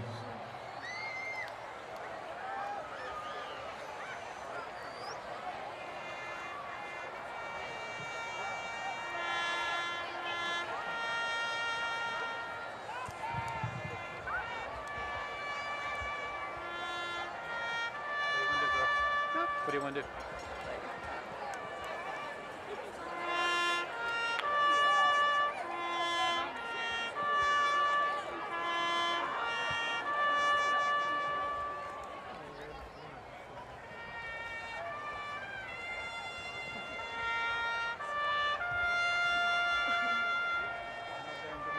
Yeah.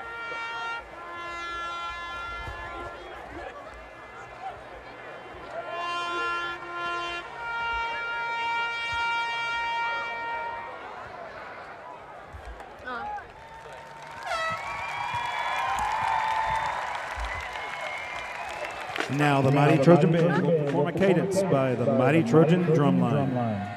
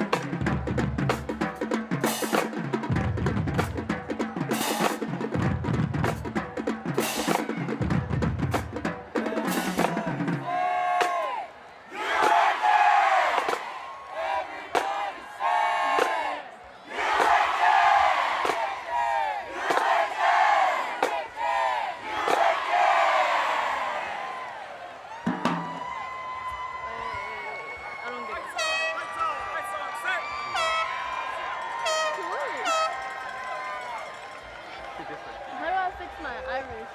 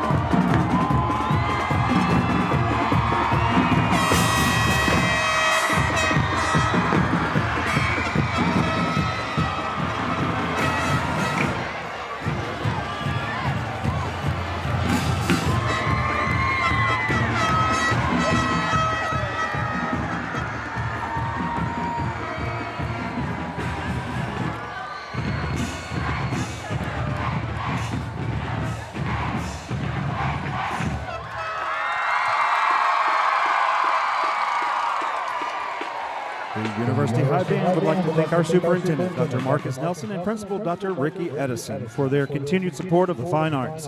The Mighty Trojan Band would also like to thank you fans for your support and kind words as we continue to mold young adults into mature young lives who appreciate and love the fine arts.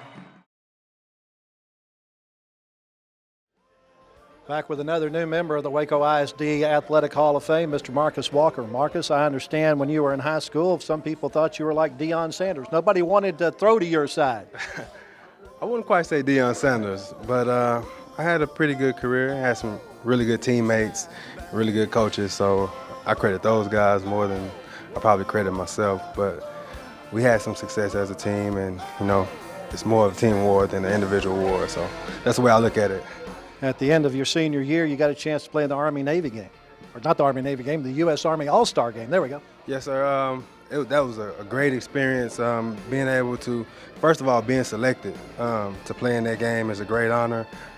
Then go down there and compete with some of the other great athletes across the country.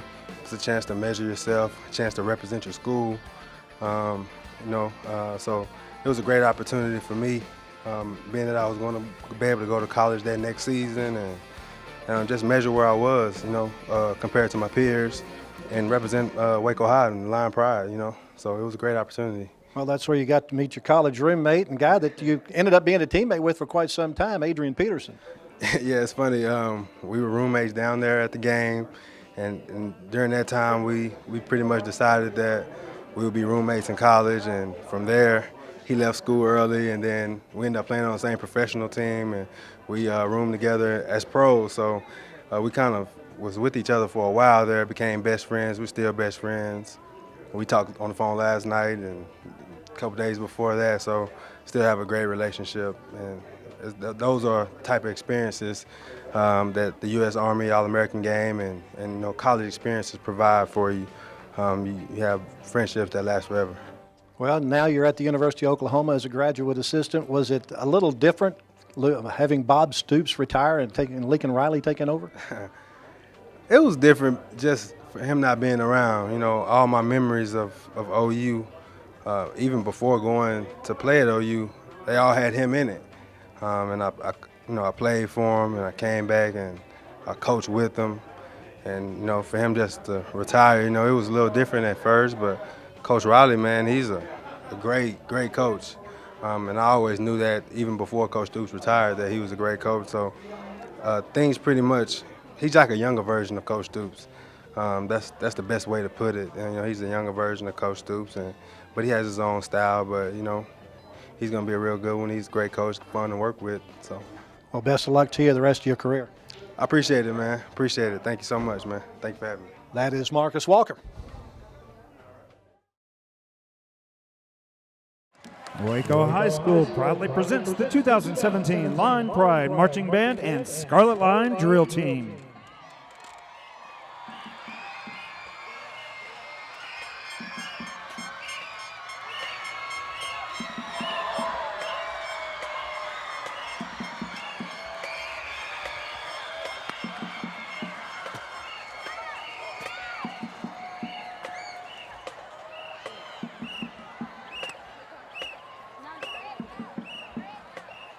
The 2017 Scarlet Line Drill Team is under the direction of Wanda Johnson and Bama Moore. Officers are Reagan Lawrence and co-captains Jamie Aguilar and Davion Lilly.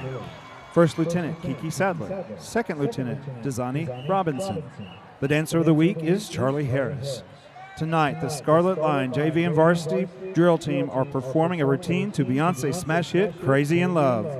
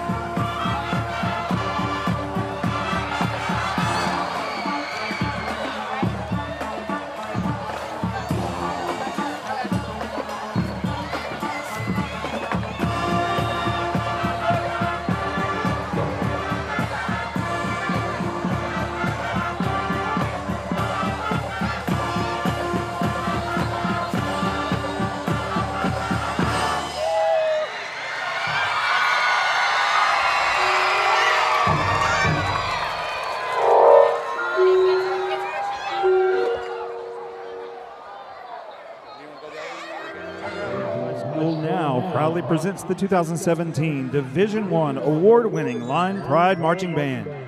The 2017 Waco High Line Pride Band is under the direction of Scott Stuhler, Tyler Sage, and Rachel Whipple.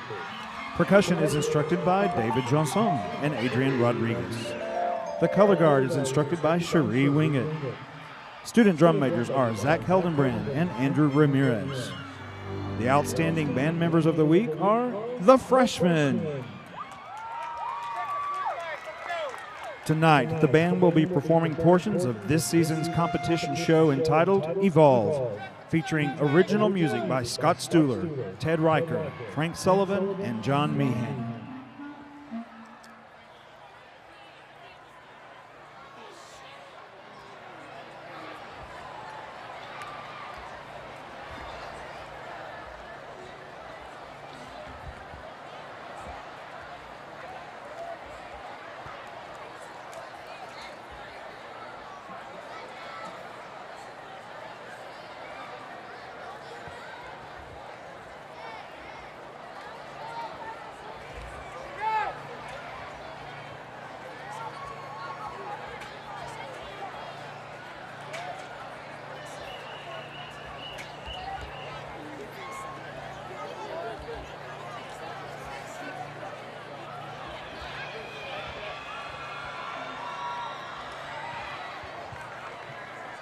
Drum majors Andrew Ramirez and Zach Heldenbrand. Is your band ready?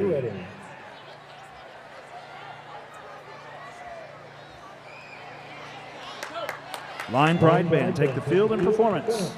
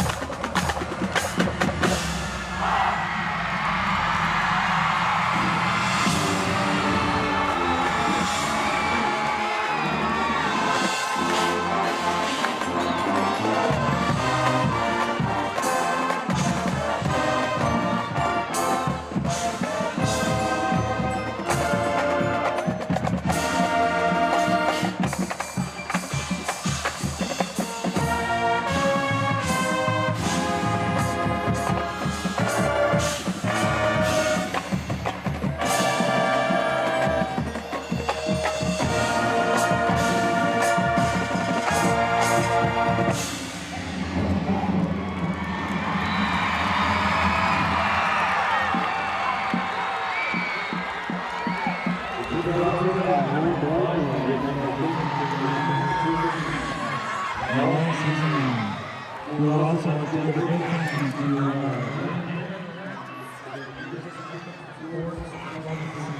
Yay, band boosters.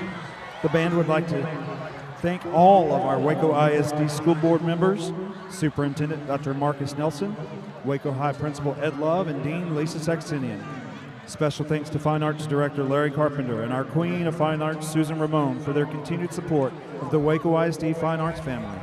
Let's hear it one more time for the 2017 Waco High Line Pride Marching Band.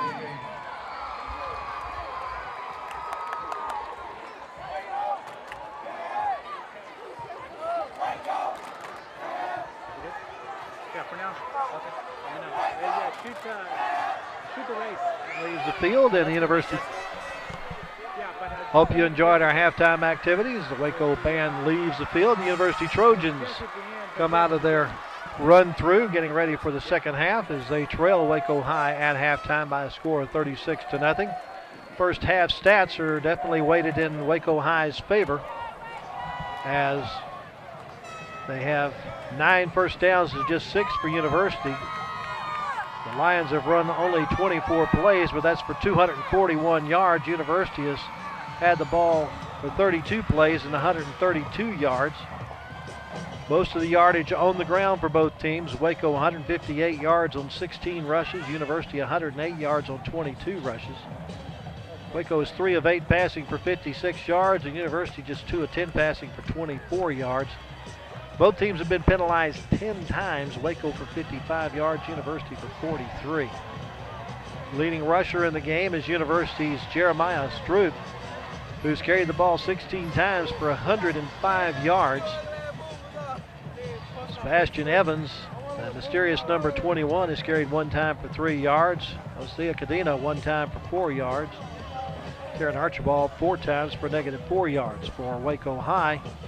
Leading rusher is Jaylen Harris with 4 carries for 65 yards. Terrence Hamilton has 6 carries for 55. Josh Hamilton 1 for 16. LaDon King 4 for 11. And Randy Carpenter 1 for 11. Out of that 3 of 8 passing for Jaylen Harris, he has hit 3 different receivers. Quinn Williams for 30. Terrence Hamilton for 29. And LaDon King for -3. Archibald 2 of 10 passing. His 2 receptions have gone to Justin Williams for 20 yards and to Julian Wilson for 4 yards. Looks like Waco High will be without the services than Kevian Vincent as they all ran through their run through. He walked out limping ever so slightly, so I doubt we'll see him in the second half. Yeah, they need him in the playoffs. Yep. Need him to be ready for next week. Waco High gets the ball to start the second half.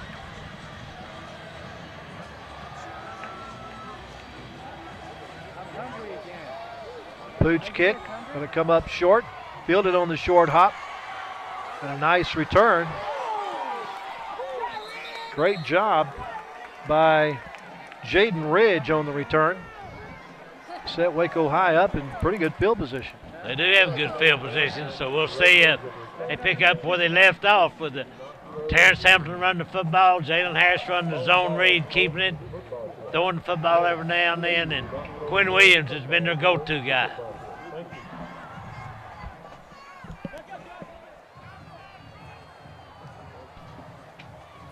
Harris has Terrence Hamilton in the backfield with him.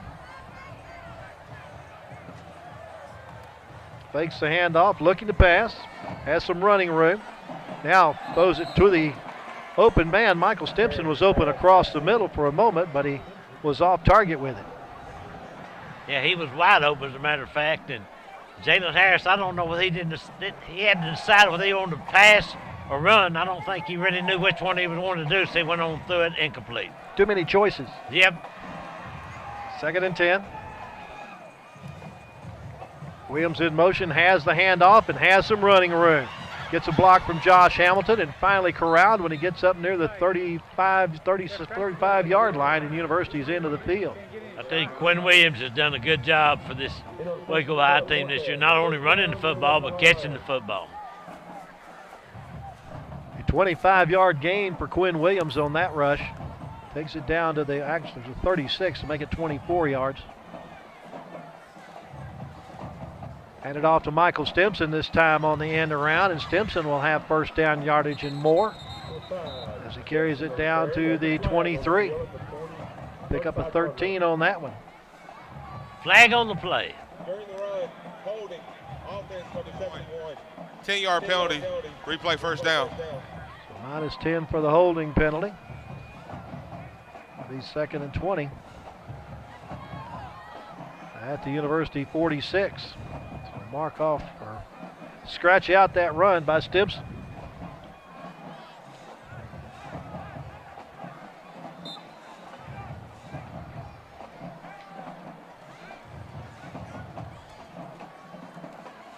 Fake the handoff to 2. Now he throws deep and has Josh Hamilton on the run, and Hamilton will be caught from behind, but not after he gets inside. No, they say it's an incomplete pass. Huh. Good job on defense by Matthew Cortez to get there and knock it away. See what it says on the replay here, Coach. There it is right there. I guess they say he never had control of it. It was close. Plus there was an illegal receiver downfield, so it wouldn't have counted anyway. Isn't this how we started this game? Yes, sir. You are correct. Because this was the day before Veterans Day, not the day before Flag Day.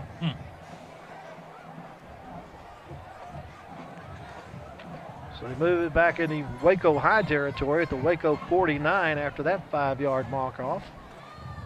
2nd down and 25. There's Terrence Hamilton with a wall of blockers in front. Good job to get through that wall by Cortez to trip him up at the 39. Pickup of 11 on the play. There's another look at Terrence Hamilton. Finally, corralled down by a young man has a good game night, Matthew Cortez.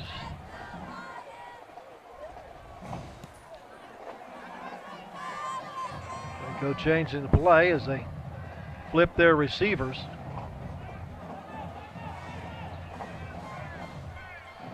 Still got plenty of time on the game clock. Jaylen Harris on the option will now reverse field and has a lot of running room.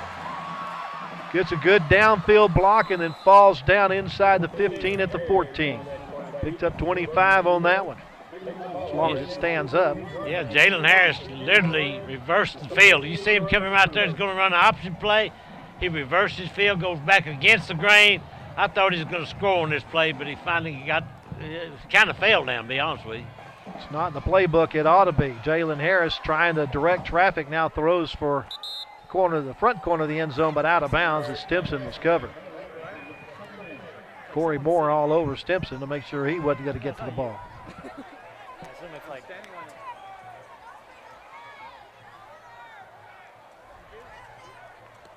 I'm a little bit surprised maybe that Waco High is throwing the football with this 36-0 lead against his old buddy Rodney over. Jaylen Harris has now for the season carried the ball 101 times for 564 yards. And has done a good job distributing the football as well. He gives it off to Terrence Hamilton. Hamilton finds a little cutback lane and then carries a couple of Trojans inside the 5 to the 3 and picks up another 11. There's another look at it right there. Brought down by a host of Trojans. He's up a 1st and goal at the University 3.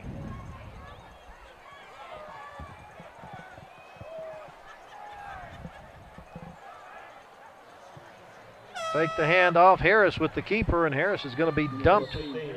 Might even lose a yard on the play.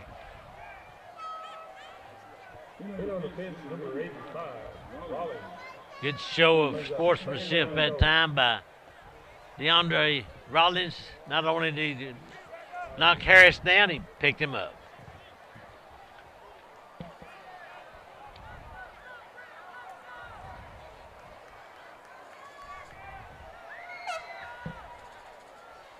Well, looking over here, he got 4 coaches, all of them giving some type of, looks like they were directing an airplane for landing or something. I don't know what to do.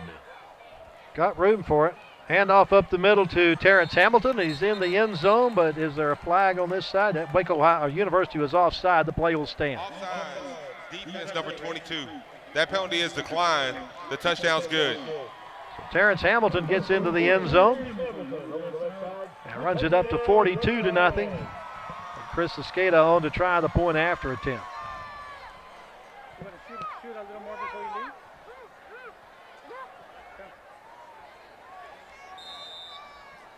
Hey, hang on a second.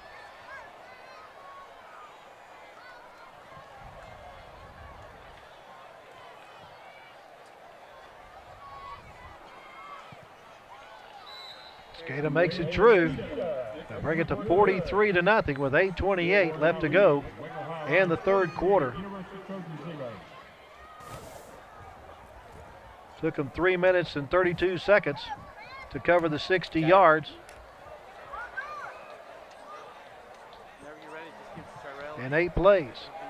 Well, Coach Tarl Lloyd will get some of these players start basketball probably Monday because they've already started practicing. In fact, I think their first game is Monday or Tuesday. But actually, they had a game on the schedule for tonight for really? the basketball team. Yeah. But anyway, they'll get 3 or 4 of these players will help their basketball team. Well, we definitely know that Justin Williams will be one of those. Oh yeah.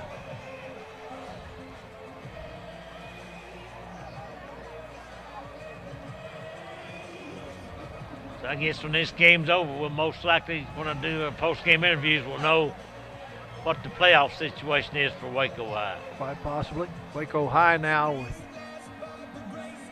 264 yards of total offense in the game. 208 of that on the ground.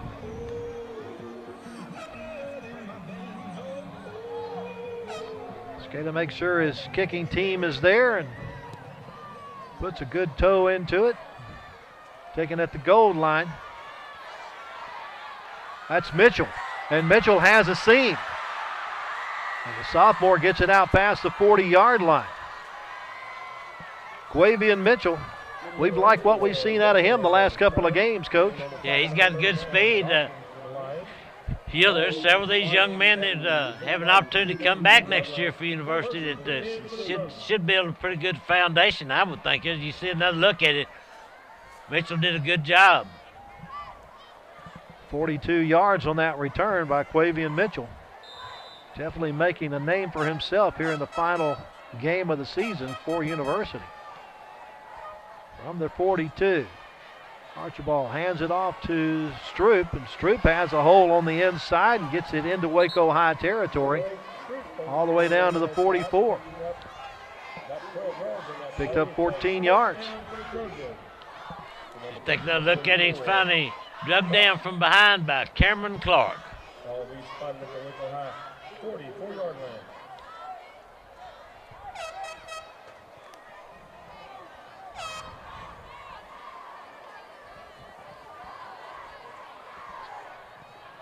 Stroop, the lone running back in the backfield. Nice cut back by Jeremiah.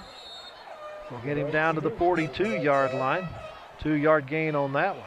Understand that Ennis was leading Corsicana at halftime, so if that stands up, then I believe Waco High will be on the road next week at Ennis. That's the big rival right there, Corsicana and Ennis. Oh, yeah. Ennis built that new stadium. Corsicana built one with holds one person more than Ennis. The superintendent said, yeah, we had to outdo them. It sounded like that broadcast tower battle we used to have here many years ago. Yeah, oh, yeah. Golly. Archibald with the throw is complete. Out in the flat to Michael Lambert. And Lambert has it inside the 40, down to the 38. Pick up a 4 on the play. Well, it'd be nice to see if U-Dogs could get some points on the board and at least not get shut out. Right now, they're moving the ball pretty well. The number 15, Lambert, with his first catch of the night. Brings up a 3rd down and 4 at the Waco 38.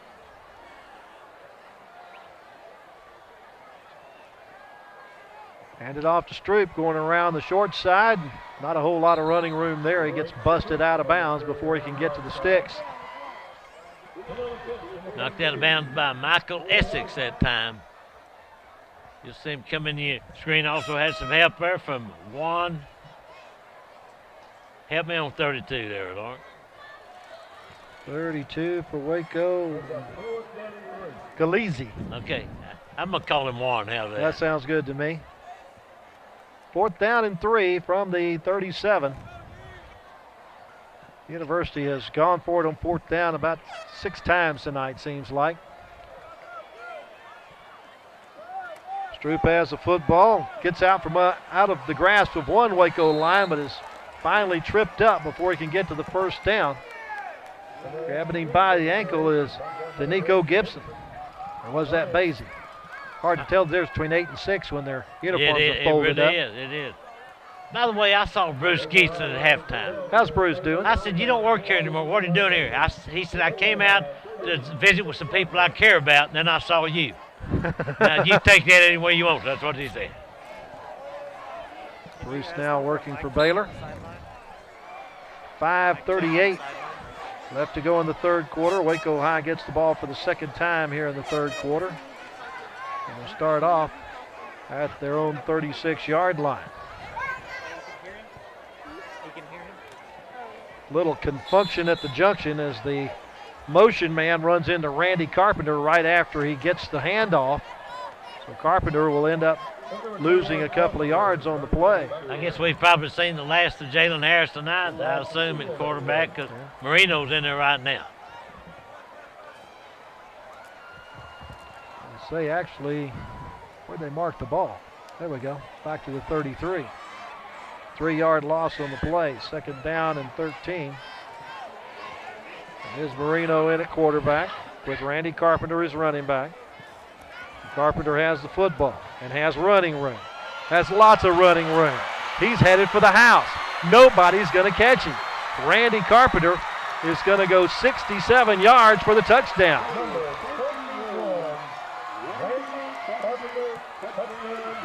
Another one of those underclassmen for Waco High that's got good speed. They just keep producing those speed burners. You look at Randy Carpenter, that was just a sweep around the left side. And right there, he was touched, but barely touched, and he's not touched again. He is going to the house. That was a nice run by Randy Carpenter. 67-yard run for Carpenter. His 3rd touchdown of the year. And Escada is good with the extra point. So 4:33 left to go, third quarter. Waco High has expanded its lead to 50-0. On a 2-play, 64-yard drive. At the end of this quarter, we will find out who is Waco ISD's. Took a minute and 5 seconds. Well, it's the same song, just a different verse for these university children. They've struggled all year long. In fact, they struggled about the last 4 years. They just need to get over the hump, but it's going to be tough to do. Tonight especially, they're not going to. Well, I guarantee you, with what we've seen out of junior quarterback Tyron Archibald and now the sophomore Quavian Mitchell, I have to believe the future is going to be brighter for University. Yeah, they're running back very soon. Stroop, too. You know, he's only a sophomore. Rodney Smith is trying to rebuild it.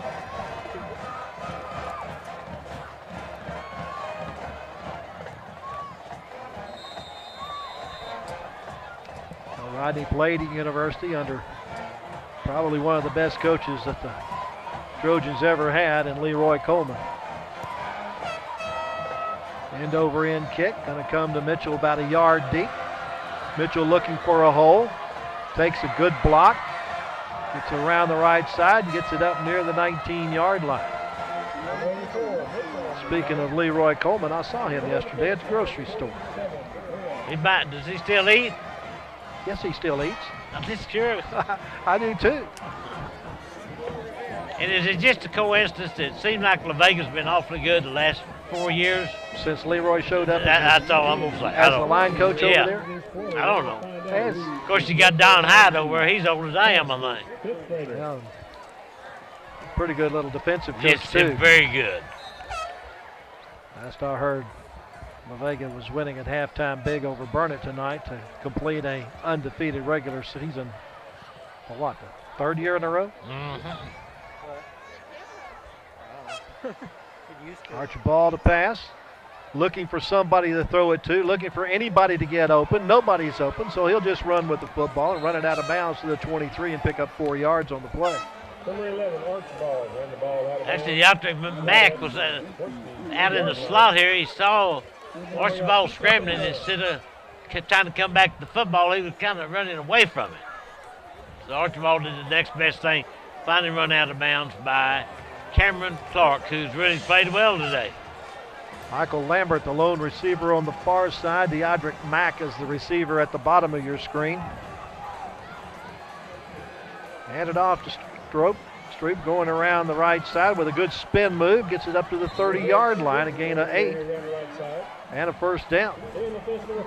Nice tackle by Stephen Johnson for Waco High that time. There's another look at it. There's old Stephen, number 49, coming in and making the tackle on Stroop. The University has had to work for its yardage tonight. Still no points on the scoreboard to show for it.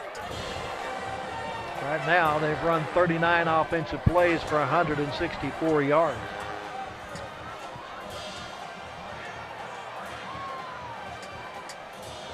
Straight drop back, good protection, going for the far sideline, and just a little underthrown. Nice job by Lambert to try to come back for it. But had some pretty good defense there, step for step with him. You see right there, the Archibald does have an arm on it. He threw that ball, I don't know how far, about 50 yards in the air. Somebody down on the far side, see Jerry Williams tending to him.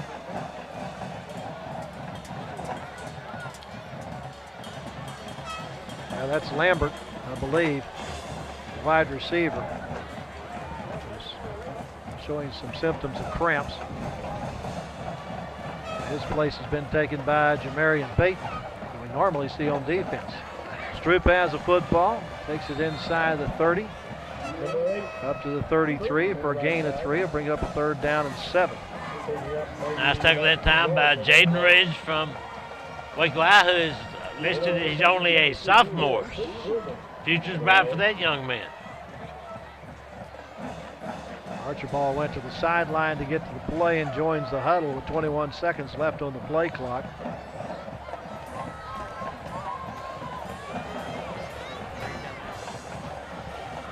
Victor Rosas is a wide receiver to the top of the screen. Archibald rolling that way, under pressure, gets it off and throws it underneath to Lamerrill Alexander. I'm sorry, that was 30, not 80. That's Julian Wilson with the football. I've always wondered when someone has a 3rd and 7 play, they run a 4-yard route. I never have understood that. Have you? No, sir. Actually, they only get 2 yards out of the play. Brings up a 4th and 5 at the University 35. Castilla back to punt.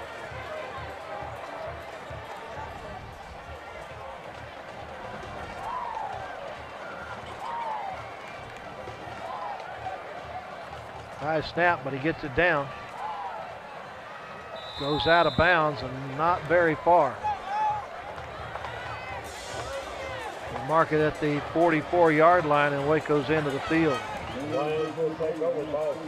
That's a 21-yard punt. Waco gets the ball with 51 seconds left to go in the 3rd quarter, leading University 50-0. Coach, I know the second string is in, but I expect Waco High to keep this between the hash marks. I would think they would too. And don't forget, coming up, man, we're going to have the fastest 5th grader in Waco between That's quarters. Right. Yes, sir, buddy.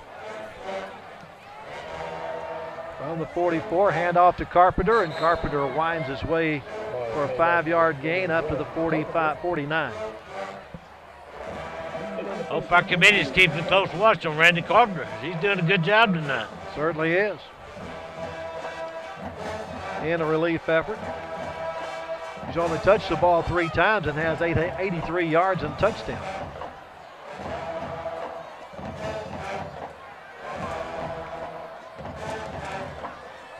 Looks like that's going to be the last play of our 3rd quarter. I understand that Ennis and Corsicana are going to the 4th quarter, and Ennis has a pretty good sized lead on Corsicana. So Looks like Waco High is going on the road next week for the first game of the playoffs. Let's join George Snookhouse as he tells us about the fastest fifth grader contest. Ready to find out who's the fastest? Man, come on. We want to find out who's the fastest out there.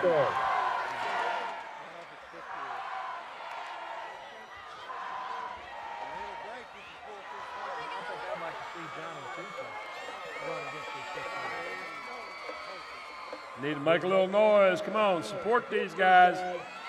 Come on, fans, get behind them. Let's go. Cheer them on. We want to see who's the fastest out there.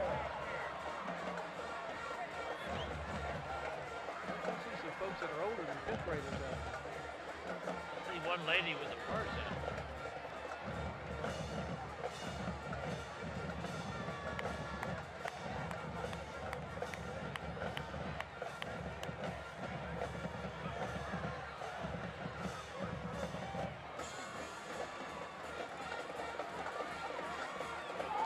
There they go.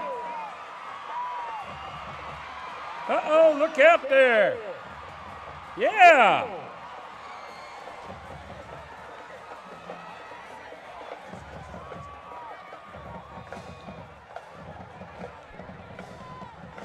Now I was trying to find out who's the fastest boy out there.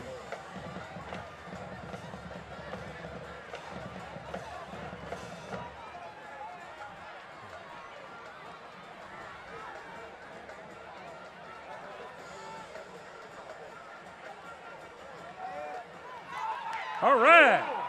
Good race. That's a good race. Yeah. The winner took a dive down there. All right.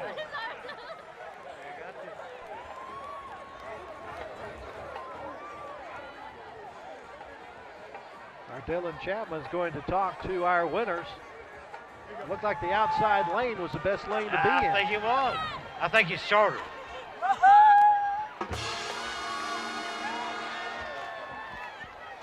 Congratulations to those winners down there. Let's go down to the, well, let's see if Dylan can get set up here with his two winners. Come on, guys. Let's go down to Dylan Chapman down on the sideline with the winners of the fastest fifth graders. Go ahead, Dylan. Hey, thanks, Lark. Hey, I got the guys that just won the fastest fifth grader contest. All right, guys, what'd that feel like? I know you are running pretty quick. You go first. Good. Very good. That's it? That's all you got? And I thank Miss Williams for helping me. Yeah. Proud of you. What about you? How'd that feel for you? Good. Good, awesome. Come on, y'all gotta have some better answers than this. Awesome. We're on top of the world. How happy are y'all? I'm real happy that I won. I'm the first one. So you go to Alta Vista? So is it pretty cool for you to be able to come out here and represent your school tonight? Yes. And you go to Alta Vista too? So what was it like for you to be able to come out here with your friends and represent your school? Yes, sir. Hey, thank y'all. Y'all have a good one. Good luck. Thank you very much, Dylan. Darren Dawkins gets a carry for Waco High, and we'll end up with a loss on the play as we start the fourth quarter of action. Third down. We'll bring up a third down and about 8 from the 46-yard line after a 3-yard loss by Dawkins.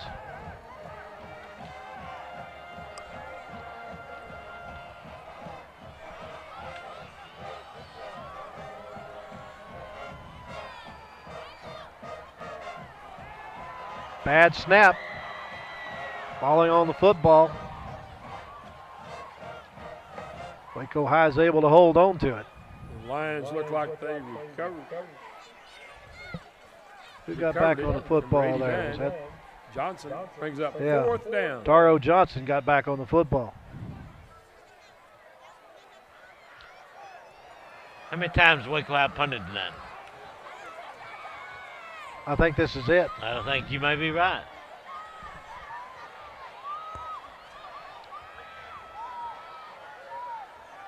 Lost 13 on that last play.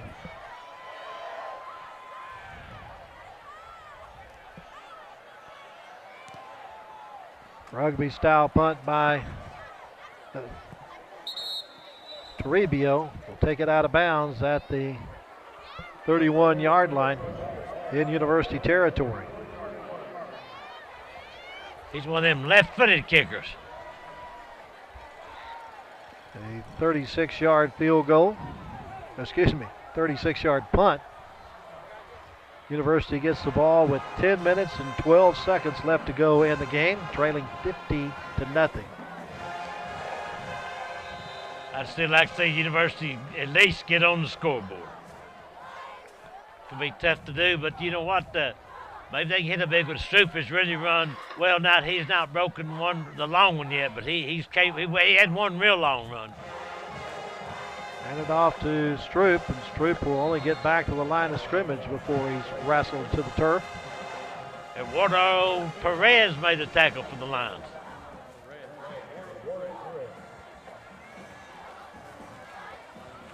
If you're Rodney Smith, this game is already it's over basically, except for the final whistle. But he's trying to develop these young men and kind of prepare them for the future. Is what you got to do. And Archibald's a man that he's going to probably go with for the next couple of years. I would think, or at least next year. Well, one of the things he's trying to teach them is never quit, and they haven't quit all year on him. Throwing the flat is in and out of the hands of Peyton. Almost intercepted by Waco High, but it falls harmlessly to the turf. Jaden Ridge, that was a good lick that time. That young man's only a sophomore. I promise you, we'll be hearing a lot about him in the years to come. Michael Lambert checks back into the game after missing a few plays with a cramp. He'll be one of the wide receivers.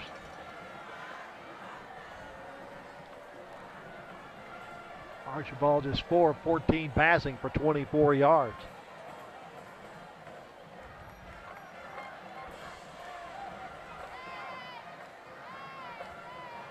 Looking to pass. Nobody deep, so he'll go ahead and run it out of bounds. I think he was looking for a receiver to go further down the field, but nobody was breaking open. You take a look now, Tyron, and rolling, looking.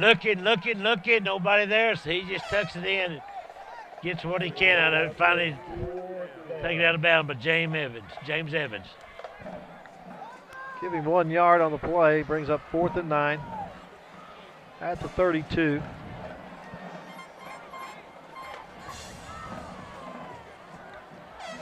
And Castillo back to punt.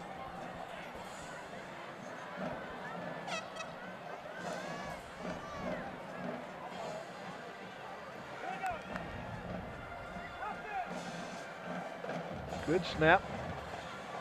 Rugby punt. A nice one. Comes down at the 30-yard line. That's Quinn Williams going the other way with it. He'll run out of bounds. He's already run a punt back tonight. Gets it back into University territory. And now we have a flag at the end of the play at the sideline. I think we had a little bit of extracurricular activity down there, probably unsportsmanlike conduct foul against somebody. Got 2 more flags after that. Now we got the white hat going up. Did you see that? I've never seen that before. No, he's already thrown his flag. The referee threw his white hat about 20 feet up in there. I'm not lying. I've seen that on the out-of-bounds play or something when they threw a hat, but not in the middle of the field. It must have been another sportsmanlike. Somebody's been removed from the game, I think. Well, headed to the other sideline is Jordan Perkins. Yep. With his helmet off.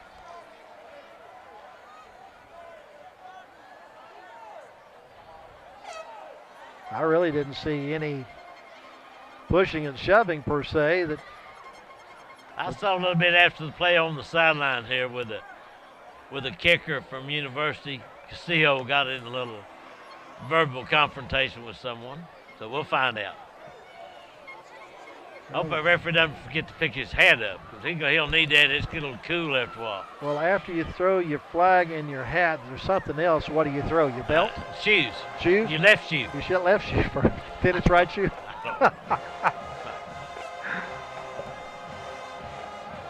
There are 3 dead ball penalties after the play. Wow. All on one team. Number 19 received 2 unsportsmanlikes. Number 4 received 1 unsportsmanlike. Both players have been disqualified. So that means Castillo and Perkins are out of the football game.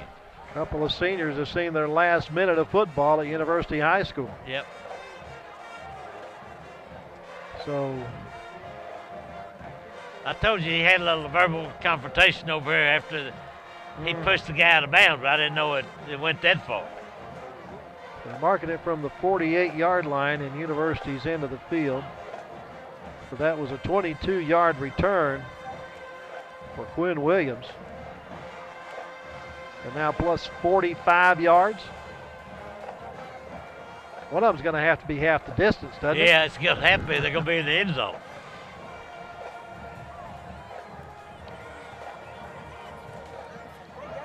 Those 30 yards will take them to the 18, so they're going to be at the 9-yard line. Yep. They have it with 7:19 left to go in the game. It's first and goal at the University 9. Wow. That's one of the longest penalties I've ever seen. Me as well. I don't think I've ever seen 3 personal fouls on the same play. Moreno's the quarterback with Randy Carpenter in the backfield.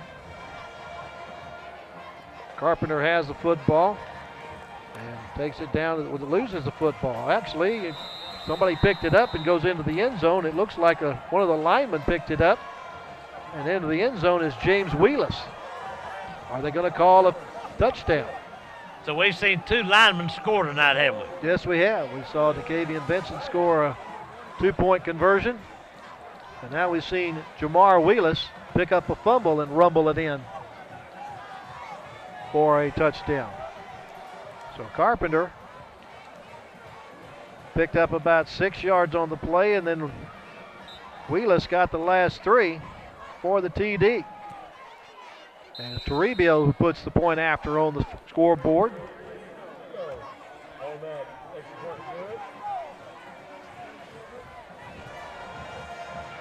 Well, this game is just a matter of getting it over with now. 57-0. And Waco High's got their second, some third teamers in there right now. And it appears we now have a running clock because it's still rolling.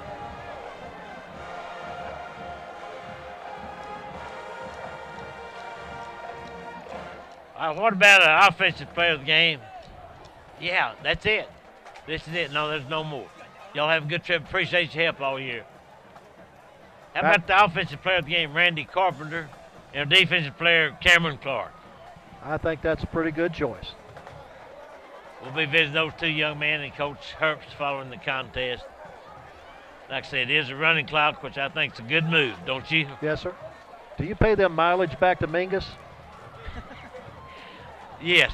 No, I supplement in other ways. Oh, okay. A little gift. Gift cards. Those gift cards to Jake and Dorothy's? Not necessarily, but somewhere in that area. Mingus. Well, isn't that where one of them's from, is Mingus? Yeah, one of them's. One of them's from Cranfield's Gap? Or? No, Mosheim, the captain. Mosheim, that's right.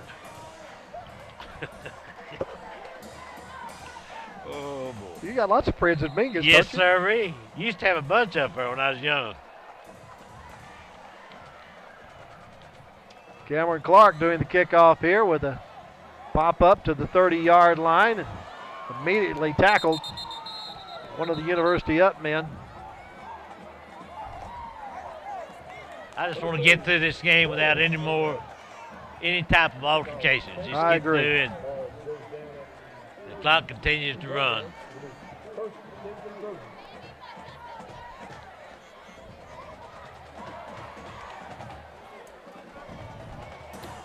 Waco High took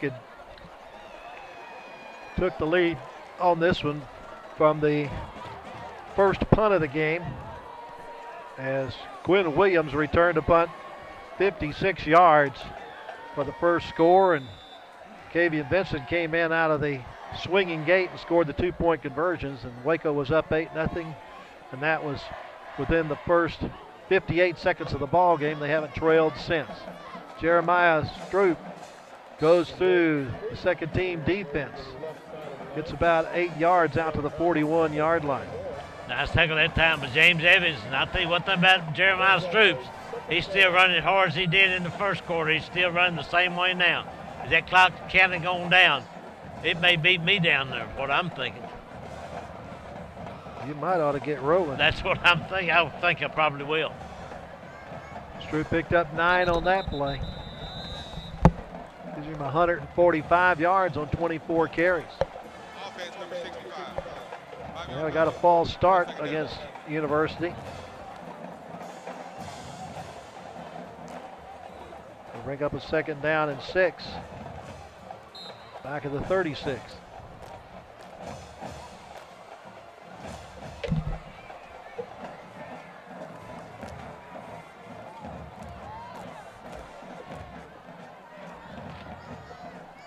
Stroop looking for a cutback lane. It's not there. We'll only get back to the line of scrimmage. 3rd and 6 from the 36. Stroop will end the year somewhere in the neighborhood of 140 carries for 640 yards.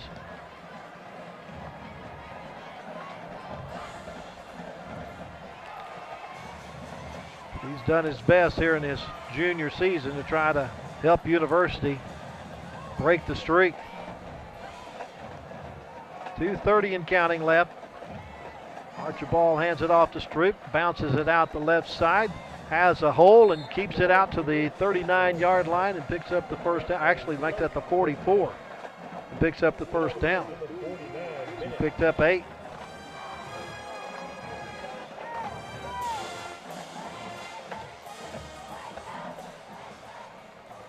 Waco High looking forward to a showdown with the Ennis Lions next week as in the 4th quarter, Ennis has a 39-14 lead over the Corsicana Tigers.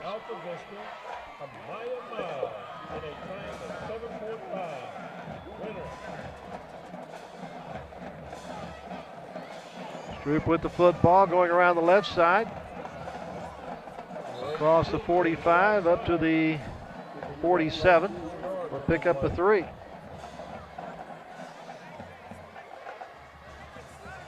Second down and 7 with 90 seconds left to go. Stroop is going to head to the sideline. Nice job by the sophomore running back. Tonight we got him with 26 carries for 156 yards, 137 carries, 647 on the year. Archibald going to let the clock run down a bit before he asks for the snap. Play clock's to 5. Hands it off to Josh Walker in the backfield. Walker, normally a linebacker, carries the pile for a first down. First carry of the year for Walker.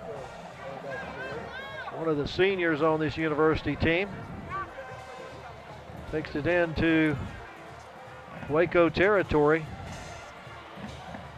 Down to the 42-yard line. Picked up 11 and a first down. Probably the last play of the contest as Archibald is milking the clock. Play clock is at 10, game clock at 18.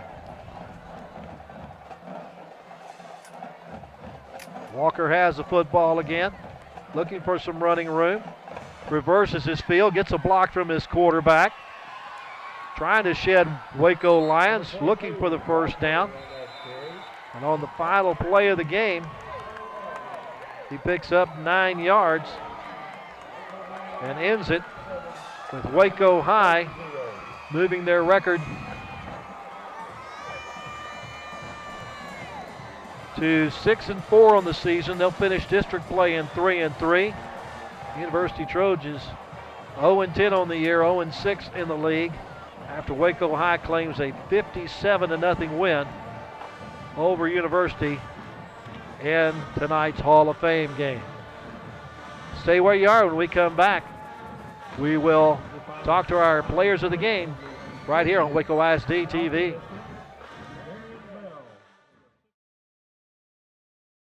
All right, back at Waco ISD Stadium where University is falling tonight to Waco High Lion team, who is now made the playoffs. Our defensive player of the game will be Cameron Clark. Our offensive player of the game will be Randy Carpenter.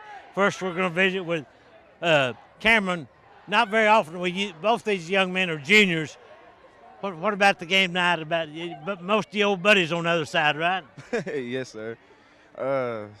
This is my first time doing this, but we played a good game. They played hard. We came out here and we tried our hardest.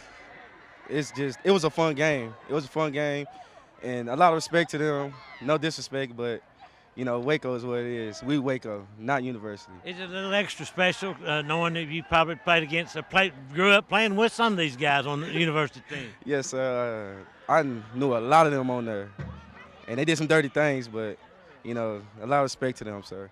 A lot of respect. Future's pretty bright for this Waco High team. It'll be underclassmen, you and Randy, and a lot of other guys. And I tell you what, I think the future's bright, but you got to look ahead now. Next game is for real. You lose whenever you lose again, you're done, right? Yes, sir. We got to come out there with everything we got. We ain't going to, no fear in our hearts. We're going to play hard against any team. That's Waco for them. All right. Good luck to you next week. Thank you, sir. Visit with Randy Carpenter. I tell you what, the speed just keeps coming from Waco High. How fast are you compared to some of these other guys on this team? I compete with Terrence and all my other running backs. Like every Monday, we compete. We do what we do. Hey, describe that touchdown run tonight you had. Man, it was wonderful. It was like it was just amazing to me, just getting the rock and just going down their throat with it. Like I was telling Cameron, you being a junior, he's a junior. I think the future looks pretty bright for this Waco High team. Yes, sir. What about the playoffs now? It looks like right now, based on what we've heard, it'd be going to Ennis next week, so you got to play them one at a time. Yes, sir. We got to do what we do. Like we got to stay focused, stay away from injuries, and get my boys back from injuries like DJ Mangum and Catfish. We need them for our defense, so we can stay ready. All right, good luck to you next week, Randy. Let's bring Coach Herbst here and wrap it up. We're going to stay. His nickname's going to be Swinging Gate from now on. Swinging Gate, something new we worked on this week, and always wanting to give our playoff opponent something else to prepare for. And I don't know how you're going to prepare when you see 99 back there taking a snap, but we'll find that out next week. How many times since you've been coaching have you had two linemen score a touchdown in the same game? Probably never. But that's a lineman's dream, that's for sure. And you're happy for a kid like that, especially offensive lineman that rarely gets noticed unless there was a holding call on him. So for that to happen, that's pretty good. How many times have you seen 3 personal fouls called on one play? That's the longest penalty I've ever seen, I believe. Well, I'm just happy that our guys listened and believe in threats and manage the game the way we talked about. And really it does take a lot when there are things going on that most people don't see, and for you to bite your tongue and try to let the scoreboard do the talking at the end. But that's what we try to preach. Of course, Jaylen Harris is being Jaylen Harris again tonight. Terrence Hamilton, that's a pretty good duo back there. Pretty good punch. A little disappointed we didn't complete a few more passes early, especially after last week throwing the ball so well, but always give us something to work on in practice this next week. According to what we've heard now, Ennis handily defeated Carson County tonight. So as far as you know, your next opponent will be Ennis in Ennis? Yes, sir. Next Friday night, Ennis 7:30, and we've been able to look ahead a little bit and know they're a quality opponent, but I think it'll be a great matchup, and we're excited to be in it. Good luck to you. Thank you. Bring old Lark in, wrap her up. By the way, Lark went through a little medical situation here a few days ago, and I tell you, he looks better than he ever did.